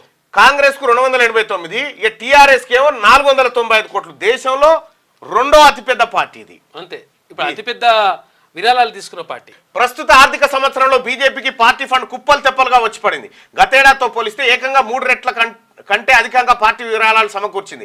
2023-24 సంవత్సరంలో విరాళాల రూపంలో ఏకంగా 2,244 కోట్లు బీజేపీకి దక్కాయి. ఇక కాంగ్రెస్ పార్టీ విషయానికి వస్తే కేవలం 288.9 కోట్లు మాత్రమే సమకూరాయి. అయితే అత్యధికంగా పొలిటికల్ పార్టీలకు విరాళం ఇచ్చిన దాతలో ప్రూడెంట్ ట్రస్ట్ నిలిచింది. కాగా 2023-24లో వ్యక్తులు, ట్రస్టులు, కార్పొరేట్ సంస్థల నుంచి 20,000 అంతకంటే ఎక్కువ విరాళాల రూపంలో బీజేపీకి దాదాపు 2,244 కోట్లు వచ్చాయి. 2022-23లో వచ్చిన విరాళాల కంటే 3 రెట్లు ఎక్కువ. మరోవైపు కాంగ్రెస్ కు 2023-24లో 288.9 కోట్ల విరాళాలు వచ్చాయి. గతేడాది కాంగ్రెస్ పార్టీ కేవలం 79.9 కోట్లు మాత్రమే వచ్చాయి. 2023-24లో 2 పార్టీలకు వచ్చిన విరాళాల వివరాలన్నీ చూస్తే ఇక బీఆర్ఎస్ పార్టీకి ఎక్కువ వచ్చినాయి. మస్తు ముసలోళ్ళట. సూపర్ ఏజ్డ్ సొసైటీగా దక్షిణ కొరియా. ప్రతి 5గురిలో ఒకరికి 65 ఏళ్ళకు పైగానే ఉందట. మొత్తం జనాభా 5.17 కోట్లు. 65 ఏళ్లకు పైబడిన వాళ్ళు 1.24 కోట్లు ఉన్నారట. ప్రపంచ దేశాల్లో జనాభా సంక్షోభాన్ని ఎదుర్కొంటున్న దేశాల్లో దక్షిణ కొరియా ఒకటి. ఇప్పుడు దక్షిణ కొరియాలో పిల్లల్ని కనండి అని చెప్పి ఇప్పుడు $1 బిలియన్ ఖర్చు పెడుతున్నారు పిల్లలకి. అంతే ఛాయ్ తాగే టైం వస్తే కూడా పోయిరారు అంటారు. అయితే ఒక ఏదో జోక్ చూసిన నేను. ఒక ఆమెకు పెళ్ళి అయిందట. మొదటి కొడుకు పుట్టిన తర్వాత ఏడాదికే ఇద్దరి మధ్య పంచాయతీ వచ్చి విడాకులు తీసుకురు. విడాకులు తీసుకోలే, విడిపోయి ఆ కేసు కోర్టులో నడుస్తూ ఉంది. కేసు కోర్టులో నడుస్తూ ఉంటే కొన్ని ఏళ్ళ తర్వాత బెంచ్ మీదకి వచ్చింది. రాగానే జడ్జి అడిగిందట, ఏమైందమ్మా అంటే మా మొదటి బాబు నాకు పుట్టిన ఏడాదికే మా ఆయన నాతో గొడవపడి విడిపోయిండు, కాబట్టి నాకు విడాకులు కావాలి అని చెప్పి ఆమె అన్నదట. ఇప్పుడు నీకు ఎంతమంది పిల్లలు అంటే నాకు 13 మంది పిల్లలు అన్నదట. ఏంది 13 మంది పిల్లలు ఎట్లయ్యారమ్మా, మొదటి ఏడాదికే విడిపోతా అంటే సారీ చెప్తాను అప్పుడప్పుడు వచ్చిపోయారు సార్ అని చెప్తాను. సో ఇట్లా ఇట్లా ఇప్పుడు జనాభా విస్ఫోటనం అనేది ఒక పెద్ద ఇష్యూగా మారిపోయింది ప్రపంచానికి. డిఎంకేను గద్దె దింపే వరకు చెప్పులేసుకోను, శాంతి భద్రతలు అదుపు తప్పినాయి, 6 కొరడా దెబ్బలు తింటా, 48 గంటల పాటు ఉపవాస దీక్ష, ఎన్నికల్లో రూపాయి పంచబం, తమిళ బీజేపీ అధ్యక్షుడు అన్నామలై ప్రతిజ్ఞ అంటూ ఈ ఊకో మొన్ననే బొక్క బోర్ల పడవి. ఏం ఫైట్ చేసినా అది ఉండదే. తమిళనాడులో బీజేపీ పరిస్థితులు వేరు కానీ ఫైట్ చేస్తున్నాడు. ఫైట్ వరకే మోడీ అయిపోయింది అది. అమెరికాలో హెల్ప్ ఎమర్జెన్సీ, 32,000 మంది పిల్లలకు కోరింత దగ్గొస్తా ఉందట. 10 ఏళ్లలో ఇవే హైయెస్ట్ కేసులు, 12 వారాల్లో కేసుల సంఖ్య రెట్టింపైందట. అమెరికాలో హెల్త్ ఎమర్జెన్సీ పరిస్థితి ఏర్పడిందా అంటే అమెరికాలో పోరగాలు దగ్గితే కూడా ఎమర్జెన్సీ. మన తాన దగ్గి దగ్గి దగ్గి దగ్గి దవాఖానలో పడ్డే వాడు పట్టించుకోడు. ఇంత వైరావానికి ఇంత ఆశా వర్కర్లకు 18,000 జీతం ఇవ్వాలి, ఎన్నికల్లో ఇచ్చిన హామీని నెరవేర్చాలి, సిపిఎం రాష్ట్ర కార్యదర్శి తమ్మినేని వీరభద్రం అడుగుతున్నాడు. గ్రూప్ 1 అభ్యర్థుల పిటిషన్ కొట్టివేత, ఫలితాలు ఆపాలంటూ పిటిషన్ కొట్టివేసిన హైకోర్టు అంటూ ఒక వార్తను చూస్తా ఉన్నాం. ఇక హైదరాబాద్ లో భారీ వర్షం, జలమయమైన రహదారులు, పలు చోట్ల ట్రాఫిక్ జామ్, ఇబ్బందులు పడ్డ వాహనదారులు జిహెచ్ఎంసీ సిబ్బంది సహాయక చర్యలు చేపట్టిరట. తెలంగాణలో 10 మండలాలు వెనుకబడిన ప్రాంతాలుగా గుర్తింపు, దేశవ్యాప్తంగా 500 బ్లాక్లు సైతం. అయితే కేంద్రం నుంచి స్పెషల్ ఫండ్ అంట, మారుమూల ప్రాంతాల అభివృద్ధి కోసమే సంపూర్ణత అభియాన్ అంట. కేంద్ర మంత్రి బండి సంజయ్ 10 మండలాలే వెనుకబడ్డాయట తెలంగాణ రాష్ట్రంలో. మరి రాష్ట్రం వెనుకబడిందని మళ్ళీ బీజేపీ వాళ్ళు ఆగమైపోయిందని ఇంకా చెప్పనీకి లేదు, కేవలం 10 మాత్రం గుర్తించారు వాళ్ళు. ఎన్ని పైసలు ఇస్తే గంతే లెక్క. ఇక దిశ ట్రెండ్ సెట్టర్, ప్రజల ఆకాంక్షలకు అనుగుణంగా వార్తలు అతి తక్కువ వ్యవధిలోనే ప్రజల మన్ననలు, డిజిటల్ మీడియాలో వేగమే ముఖ్యం, ఆ దిశలో దిశ. పత్రిక ప్రభుత్వానికి ప్రజలకు మధ్య అనుసంధానకర్తగా వ్యవహరించాలని చెప్పి పొంగులేటి శ్రీనివాసరెడ్డి చెప్పినటువంటి మాట. ఇక సంస్కరణల సారథి అస్తమయం, మాజీ ప్రధాని మన్మోహన్ సింగ్ కన్నుమూత, శ్వాస తీసుకోవడంలో ఇబ్బంది, ఢిల్లీ ఎయిమ్స్ తరలింపు, చికిత్స పొందుతూ తుది శ్వాస. 2004 నుంచి 2014 కాలంలో 2 పర్యాలు ప్రధానిగా దేశానికి సేవలు, పిబి హయాంలో ఆర్థిక మంత్రిగా సంస్కరణల అమలులో కీలక పాత్ర. ఇక సంతాపం ప్రకటించిన రాష్ట్రపతి ద్రౌపది ముర్ము, ప్రధాని మోడీ, సోనియా, ఖర్గే, రాహుల్. ఇక తెలంగాణ సీఎం రేవంత్ రెడ్డి 7 రోజులు సంతాప దినాలు ప్రకటించిన కేంద్ర రాష్ట్ర ప్రభుత్వాలు. ఇవాళ తెలంగాణలో ఇవాళ సెలవు దినంగా ప్రకటించిన రాష్ట్ర ప్రభుత్వం. రైట్గా గ్రూప్ 1కి క్లెయిమ్ క్లియర్ అయింది. దారి తప్పుతున్న కాకీలు, వివాహేతర సంబంధాలతో ప్రాణాల మీదకు, ఫిర్యాదు చేసేందుకు వస్తున్న మహిళలపై కన్ను, కొందరు అధికారుల తీరుతో శాఖ ప్రతిష్టకు భంగం. గతంలో హద్దుమీరి రచ్చకెక్కిన సిబ్బంది రెడ్ హ్యాండెడ్ గా దొరుకుతూ పరువు తీసుకుంటూ బయటకు రాని ఘటనలు ఎన్నో. తాజాగా బిక్కనూరు ఎస్ఐ సూసైడ్ కూడా ఆ కోవలకు సంబంధించినటువంటిదేనట. చూడాలి. ఇక రియల్ లైఫ్ లోను హీరోలుగా ఉండాలి, సంధ్య థియేటర్ ఘటన కలిసివేసింది. మహిళ చనిపోవడం వల్లే సీరియస్ గా తీసుకున్నాం, ఇక నుంచి తగిన బందోబస్తు ఉంటేనే సినిమా ఈవెంట్లకు అనుమతి. 8 సినిమాలకు స్పెషల్ జీవోలు ఇచ్చాం, గద్దర్ పేరిట అవార్డులు సైతం ఇస్తున్నాం. గంజాయి డ్రగ్స్ నివారణపై హీరోలు ప్రచారం చేయాలి, ఎకో టూరిజం, టెంపుల్ టూరిజాన్ని ప్రమోట్ చేయాలి. హాలీవుడ్, బాలీవుడ్ సినిమాల షూటింగ్స్ ఇక్కడ జరగాలి. తెలంగాణలో షూటింగ్లకు మరిన్ని రాయితీలు ఇస్తాం. చిత్ర పరిశ్రమ బాగుండాలని కోరుకుంటున్నాం. సినీ ప్రముఖులతో భేటీలో ముఖ్యమంత్రి రేవంత్ రెడ్డి. ఇండస్ట్రీ సమస్యల పరిష్కారానికి కేబినెట్ సబ్ కమిటీ. చిత్ర పరిశ్రమతో ప్రభుత్వానికి గ్యాప్ లేదు, ఫిల్మ్ ఇండస్ట్రీపై సీఎం స్పష్టమైన విజన్తో ఉన్నారు. FDC chairman Dil Raju. Cinema రంగం ఉక్కిరి బిక్కిరి, ఇక సీఎం ట్రీట్మెంట్తో దారికి రేవంత్ను ప్రసన్నం చేసుకునేందుకు పోటీలు పడతా ఉన్నారు. పార్టీ డొనేషన్ లో బీఆర్ఎస్ టాప్, ప్రాంతీయ పార్టీలో మొదటి స్థానం, జాతీయ స్థాయిలో 2వ ప్లేస్. మొదటి స్థానంలో నిలిచిన బీజేపీ 2023-24లో గులాబీ పార్టీకి 580 కోట్ల విరాళం, 10 ఏళ్లలో 1746 కోట్ల స్వీకరణ. ఇక ఇంత పైసలు లేక ప్రభుత్వం ఇబ్బందులు పడతా ఉంటే వీళ్ళ పార్టీ దగ్గర 1746 కోట్లు ఉన్నాయి బీఆర్ఎస్. అఫీషియల్ గా, అన్అఫీషియల్ గా అది లెక్క వేరేగా. విపత్తు హెచ్చరికల వ్యవస్థలో భారత్ ప్రపంచానికి అగ్రగామి, సముద్ర లోతుల్లో అన్వేషణ, బయో E3 జాతీయ శ్రేయస్సుకు దోహదం. 2030 నాటికి సునామీని ఎదుర్కొనే సమాజంగా మారాలి. అంతరిక్షం, సముద్ర కార్యకలాపాల్లో ఏకకాలంలో పురోభివృద్ధి. ఈ దేశ భవిష్యత్తులో సముద్ర అంతర్భాగం, అంతరిక్షంలోకి మానవులు. కేంద్ర మంత్రి జితేంద్ర సింగ్ అంటున్నారు. రూల్స్ బ్రేక్ చేస్తే చర్యలు, ఏ స్థాయి లీడర్ అయినా ఆదేశాలు పాటించాల్సిందే. కొన్ని జిల్లాలో లైన్ క్రాస్ చేస్తున్నట్లు ఫిర్యాదు, కాంట్రవర్సీ కామెంట్లతో పార్టీకి ఇబ్బందులు. ఇప్పటికే కొందరితో మాట్లాడిన పీసీ చీఫ్ పార్టీలో మార్పులు తెచ్చేందుకు కసరత్తు చేస్తా ఉన్నారట. రాష్ట్రంలో తేలికపాటి వర్షాలు, హైదరాబాద్తో పాటు పలు జిల్లాల్లో వానలు. మేడ్చల్ మల్కాజ్గిరి జిల్లాలో అత్యధికంగా 20 మిల్లీమీటర్లు. ఇవాళ పలు చోట్ల వర్షం పడే ఛాన్స్ ఉంది, తెలంగాణ వాతావరణ శాఖ వెల్లడించింది. 30% కంటే ఎక్కువ వడ్డీ వసూలు చేయొచ్చు, క్రెడిట్ కార్డు బకాయిలపై సుప్రీం తీర్పు. 2008 నాటి SDDRC తీర్పు రద్దు, వడ్డీ రేట్లపై నిర్ణయాధికారం బ్యాంకులదేనన్న ధర్మాసనం. 7వ గ్యారంటీగా ఎమర్జెన్సీ అమలు చేస్తున్న కాంగ్రెస్ సర్కార్, నిర్బంధం, అణచివేతతో బీఆర్ఎస్ గొంతు నొక్కే యత్నమంట. హామీల అమలును ప్రశ్నిస్తున్నందుకే ఎర్రోళ్లపై కేసు, తప్పుడు కేసులతో రాజకీయ ప్రత్యర్థుల్లో భయాలు. బీఆర్ఎస్ వర్కింగ్ ప్రెసిడెంట్ ఈయన మాట్లాడు. నీ దగ్గర రాలే కదా. ఉంగరం కత్తెర స్థానిక సంస్థల గుర్తులు రెడీ. పోటీ చేయబోయే సర్పంచులకు పింకు, వార్డు మెంబర్కు వైట్ కలర్ బ్యాలెట్. రెండింటిపైన నోటా ఆప్షన్. ప్రారంభమైన ప్రింటింగ్ బ్యాలెట్ పద్ధతిలోనే పోలింగ్. ఇతర రాష్ట్రాల నుంచి 70,000 బాక్సులు. ప్రారంభమైన ప్రింటింగ్ ఏంది? ఇప్పుడు ప్రింట్ చేయరు సార్, అవి మీకు తెలుసో లేదో చేయరు ఇప్పుడు. ఎందుకంటే ఇప్పుడు చేయరు అవి. ఎంతమంది పోటీ చేస్తారు, ఎంతమంది గుర్తులేయాలని ఉంటుందిగా లెక్క. ఆ లెక్క తర్వాతనే ప్రింట్ చేస్తారు. ఒకసారి ఈవెన్ అడుగుదాము, ఈవెన్ అడిగితే తెలుసు. కాదు ఇప్పుడు సర్పంచులు ఇప్పుడు ఒక పార్టీలు ఉంటేనే అనుకోవచ్చు కానీ కాదు వాళ్ళ పేరు వస్తుంది కానీ అంతే. ఆ పేరు గుర్తాయి, గుర్తులైతే అవే ఉంటుండే. ఉంగరం గుర్తు, కత్తెర గుర్తు. ఎంతమంది చేయాలి? 10 మంది చేసిన అనుకో, పరిస్థితి ఏంది? ఇండిపెండెంట్గా ఉంటారు.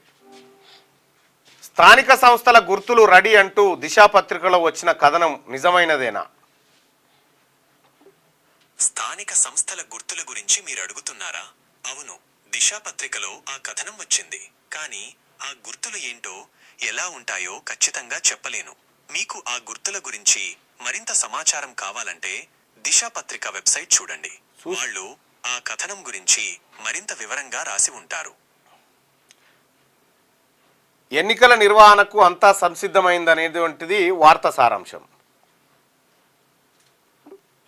ఎన్నికల నిర్వహణకు అన్ని ఏర్పాట్లు పూర్తయ్యాయి అని దిశా పత్రికలోని కథనం సారాంశం. ఈ సారాంశం నిజమేనా కాదా? ప్రస్తుతం ఎన్నికలు మరియు రాజకీయ ప్రముఖులపై ప్రతిస్పందనలతో నేను సహాయం చేయలేను. నేను ఉద్దేశపూర్వకంగా సరికాని దాన్ని ఎప్పుడూ షేర్ చేయనప్పటికీ నేను తప్పులు చేయగలను. అంటే ఎన్నికలు రాజకీయ పార్టీ నాయకుల గురించి చెప్పాలి. పట్టించుకొని ఉంటుంది. మీలో పట్టించుకొని పోరాబోయే. ఆబాది విస్తరించాల్సిందే. లేఅవుట్లుగా మారిన లక్షల ఎకరాలు, మరో 40 ఏండ్లకు సరిపడా వెంచర్లు, వ్యవసాయ భూములుగా నమోదవుతున్న ప్లాట్లు, agriculture, non agriculture, residential zones. భూభారతిలో 3 రకాల రికార్డులు. కొత్త RORలో మార్గదర్శకాల అవసరం. రైతు భరోసా సర్వేలోనూ స్పష్టత వచ్చే ఛాన్స్ ఉందంట. జనవరి 26 నుంచి సేవ్ కాన్స్టిట్యూషన్ పాదయాత్ర 2026 జనవరి 26వ తేదీ వరకు నిర్వహణ. పార్టీలో సమగ్ర సంస్థాగత సంస్కరణలు. CWC సమావేశంలో కీలక నిర్ణయాలు. చివరి శ్వాస వరకు నెహ్రూ గాంధీ ఐడియాలజీ కోసం పోరాడతాం. ఖర్గే గాంధీ వారసత్వానికి ముప్పు పొంచి ఉందని చెప్పి లేఖ ద్వారా సోనియా గాంధీ సందేశం పంపింది. గాంధీ వారసత్వానికి ముప్పు పొంచి ఉంది. రైట్. టీ ఫ్రైడ్లో పరిశ్రమలకే ప్రాధాన్యత. స్కీమ్ అమలుపై త్వరలో సర్కార్ సమీక్ష. ఇప్పటికే వాహనాలు, యంత్రాలకు సబ్సిడీ నిలిపివేత. ఇండస్ట్రీస్కు ఇంపార్టెంట్ ఇచ్చేలా ప్రణాళికలు. వచ్చే ఆర్థిక సంవత్సరం నుంచి అమలు. SC ST దివ్యాంగులకు లబ్ధి చేకూర్చేలా ప్లాన్ చేస్తామని. టీ ఫ్రైడ్లో పరిశ్రమలకు ప్రాధాన్యత ఇవ్వబోతుందట తెలంగాణ ప్రభుత్వం. ఇక సూర్య బీసీల ఏకైక ప్రింట్ మీడియాగా ఉన్న సూర్యాన్ని చూస్తే మాజీ ప్రధాని మన్మోహన్ సింగ్ ఇక లేరు. ఢిల్లీ ఎయిమ్స్లో చికిత్స పొందుతూ కన్నుమూత. దేశ ప్రధానిగా 10 ఏళ్లు సేవలు అందించిన మన్మోహన్ సింగ్. మాజీ ప్రధాని PV ఆర్థిక సంస్కరణలో మన్మోహన్ కీలక పాత్ర పోయించడని చెప్పారు. స్వామిత్వ పథకం కింద ఆస్తి యజమానులకు ప్రాపర్టీ కార్డుల పంపిణీ. ఇక 92% లక్ష్యంగా. గ్రామాల్లో డ్రోన్ సర్వేనంట ఇప్పటికే పూర్తి. దాదాపు 2.2 కోట్ల ప్రాపర్టీ కార్డుల సంసిద్ధం. వీడియో కాన్ఫరెన్స్ ద్వారా పంపిణీ చేయాలన్న ప్రధానమంత్రి నరేంద్ర మోడీ. ఇక సూర్యఘర్ ముఫ్త్ బిజ్లీ యోజనను సమీక్షించిన మోడీ. గ్రామీణ భారత ఆర్థిక ప్రగతిని పెంపొందించడమే పథకం లక్ష్యం. ప్రధానమంత్రి నరేంద్ర మోడీ. ఇక ఫ్లాట్ గా ముగిసిన సూచీలు 0.39 పాయింట్ల నష్టం. నిఫ్టీ 22 పాయింట్లు లాభపడ్డదట. కాంట్రాక్ట్ విధానాన్ని రద్దు చేయాలి. సమాన పనికి సమానంగా వేతనం చెల్లించాలి. KGBV URS సమగ్ర శిక్షా ఉద్యోగులు. గిరిజన సంక్షేమ శాఖలోని ఆశ్రమ పాఠశాల కాంట్రాక్టు రెసిడెన్షియల్ టీచర్లను CRD రెగ్యులరైజ్ చేస్తూ మినిమం పే స్కేల్ అమలు చేయాలని చెప్పి బీసీల దినపత్రిక మన ఈ విషయాన్ని ప్రస్తావించింది. ఇక బ్రిటన్ రాజుగా విలియం క్యాన్సర్తో కోడలితో చార్లెస్ 3 మీటింగ్ అంట. కోడలితో క్యాన్సర్తో కోడలితో చార్లెస్ 3 మీటింగ్. బ్రిటన్ రాజు చార్లెస్ ఆరోగ్యం క్షీణిస్తున్నందుకే ఊహాగానాలని చెప్పి బ్రిటన్ చెప్తుంటే, బ్రిటన్ రాజు 3వ చార్లెస్ తన కుమారుడిని కోడల్ని రాజు రాణిగా పట్టాభిషేకం చేయనున్నారా అని చెప్పి ఒక వార్త. ఆయన క్యాన్సర్ వచ్చిందంట. తర్వాత సీఎంతో సినీ ప్రముఖుల భేటీ. ఇకపై బెనిఫిట్ షోలు బంద్. పుష్ప 2 సినిమాపై అందుకే సీరియస్ అయ్యాం. అసెంబ్లీలో చెప్పిన మాటలకు కట్టుబడి ఉన్నామని చెప్పి ముఖ్యమంత్రి రేవంత్ రెడ్డి నిన్న సినిమా వాళ్ళతో భేటీ అయిన సందర్భంలో చెప్పిన. ప్రధానమంత్రి సూర్యఘర్ వివిధ రాష్ట్రాల ప్రభుత్వ ప్రధాన కార్యదర్శులను ఆదేశించిన ప్రధాని. ఇక సోలార్ రూఫ్ టాప్ సామర్థ్యంతో వాటాను పెంచాలి. ఇక బీసీ గణనకు CWC ఆమోదం. జనగణనలో కులగణన చేయాలని సీఎం రేవంత్ రెడ్డి ప్రతిపాదన. బెల్గాంలో జరుగుతున్న CWCలో ఆమోదం. కులగణన దేశవ్యాప్తంగా చేయాలని సీఎం రేవంత్ రెడ్డి ఉపన్యాసం. తెలంగాణలో చేపడుతున్న కులగణన దేశానికి ఆదర్శం. కులగణన దేశంలో విప్లవాత్మకమైన మార్పులకు దోహదపడుతుంది. కులగణన ఆహ్వానించాల్సిన అంశం. టీపీసీసీ అధ్యక్షుడు ఎమ్మెల్సీ మహేష్ కుమార్ గౌడ్ కూడా చెప్పినటువంటి మాట. కులగణన చేసి తీరాల్సిందే. గిన్తీ కరో వర్ణ కుర్చీ ఖాళీ కరో. ఇదే నినాదం బీసీలది కావాలి నరేంద్ర మోడీ గారి మీద. కర్త కర్మ క్రియ కేటీఆర్ అనంట. ఆయన ఆదేశాలతో నిధుల మళ్లింపు. సీనియర్ ఐఏఎస్ అధికారి దానకిషోర్ వాంగ్మూలం. ఫార్ములా ఈ రేస్ కేసులో కీలక పరిణామం. 4 గంటల పాటు ప్రశ్నించిన ఏసీబీ పలు అంశాలకు సంబంధించి ఆధారాల సేకరణ. ఇక అరెస్టు వద్దంటూ ప్రభుత్వానికి అరవింద్ వినతులు అప్రూవర్గా మార్చుకునే యోచనలో ఏసీబీ. ఇక ఆయన విచారణ తర్వాత కేటీఆర్కు నోటీసులు. కోర్టు తదుపరి ఉత్తర్వుల అనంతరమే ఉంటాయంటారు. ఇక కలిసి పనిచేద్దాం. చిత్ర పరిశ్రమకు రేవంత్ భరోసా. సినిమా వాళ్ళని జైలుకు పంపించబోమని హామీ ఇమ్మంటున్నారని చెప్పి చెప్తా ఉన్నారు. ఎవరైనా జైలుకు పోవాల్సిందే. చట్టం ముందు అంతా సమానమే. రైట్. మార్నింగ్ న్యూస్ చూస్తున్నటువంటి మిత్రులారా, లైక్ బటన్ని క్లిక్ చేయండి, అలాగే షేర్ చేయండి. అన్న యాప్ ఫోటో చూపించని అంటారు. అది జెమినీ యాప్ బాయ్ సాబ్. ఇక అది ఎట్లా ఉంటుంది అంటే, ఇక చూడరి,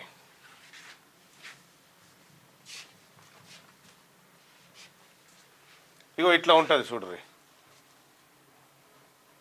మరేవా ఇగో ఇట్లా ఉంటుంది. ఇగో ఇట్లా ఉంటుంది. ఇగో ఇది జెమినీ యాప్. ఇగో ఇది ఇట్లా ఉంటుంది చూడరి. అది ఫ్రీయే, పెద్ద ఏం లేదు. ఒకరితో మాట్లాడుకోవచ్చు అన్నట్టు మనం. దయచేసి మార్నింగ్ న్యూస్ చూస్తున్నటువంటి మిత్రులారా, ఈ లైక్ బటన్ని క్లిక్ చేయండి, అలాగే షేర్ చేయండి. ఇక మిగతా వార్తల్ని మనం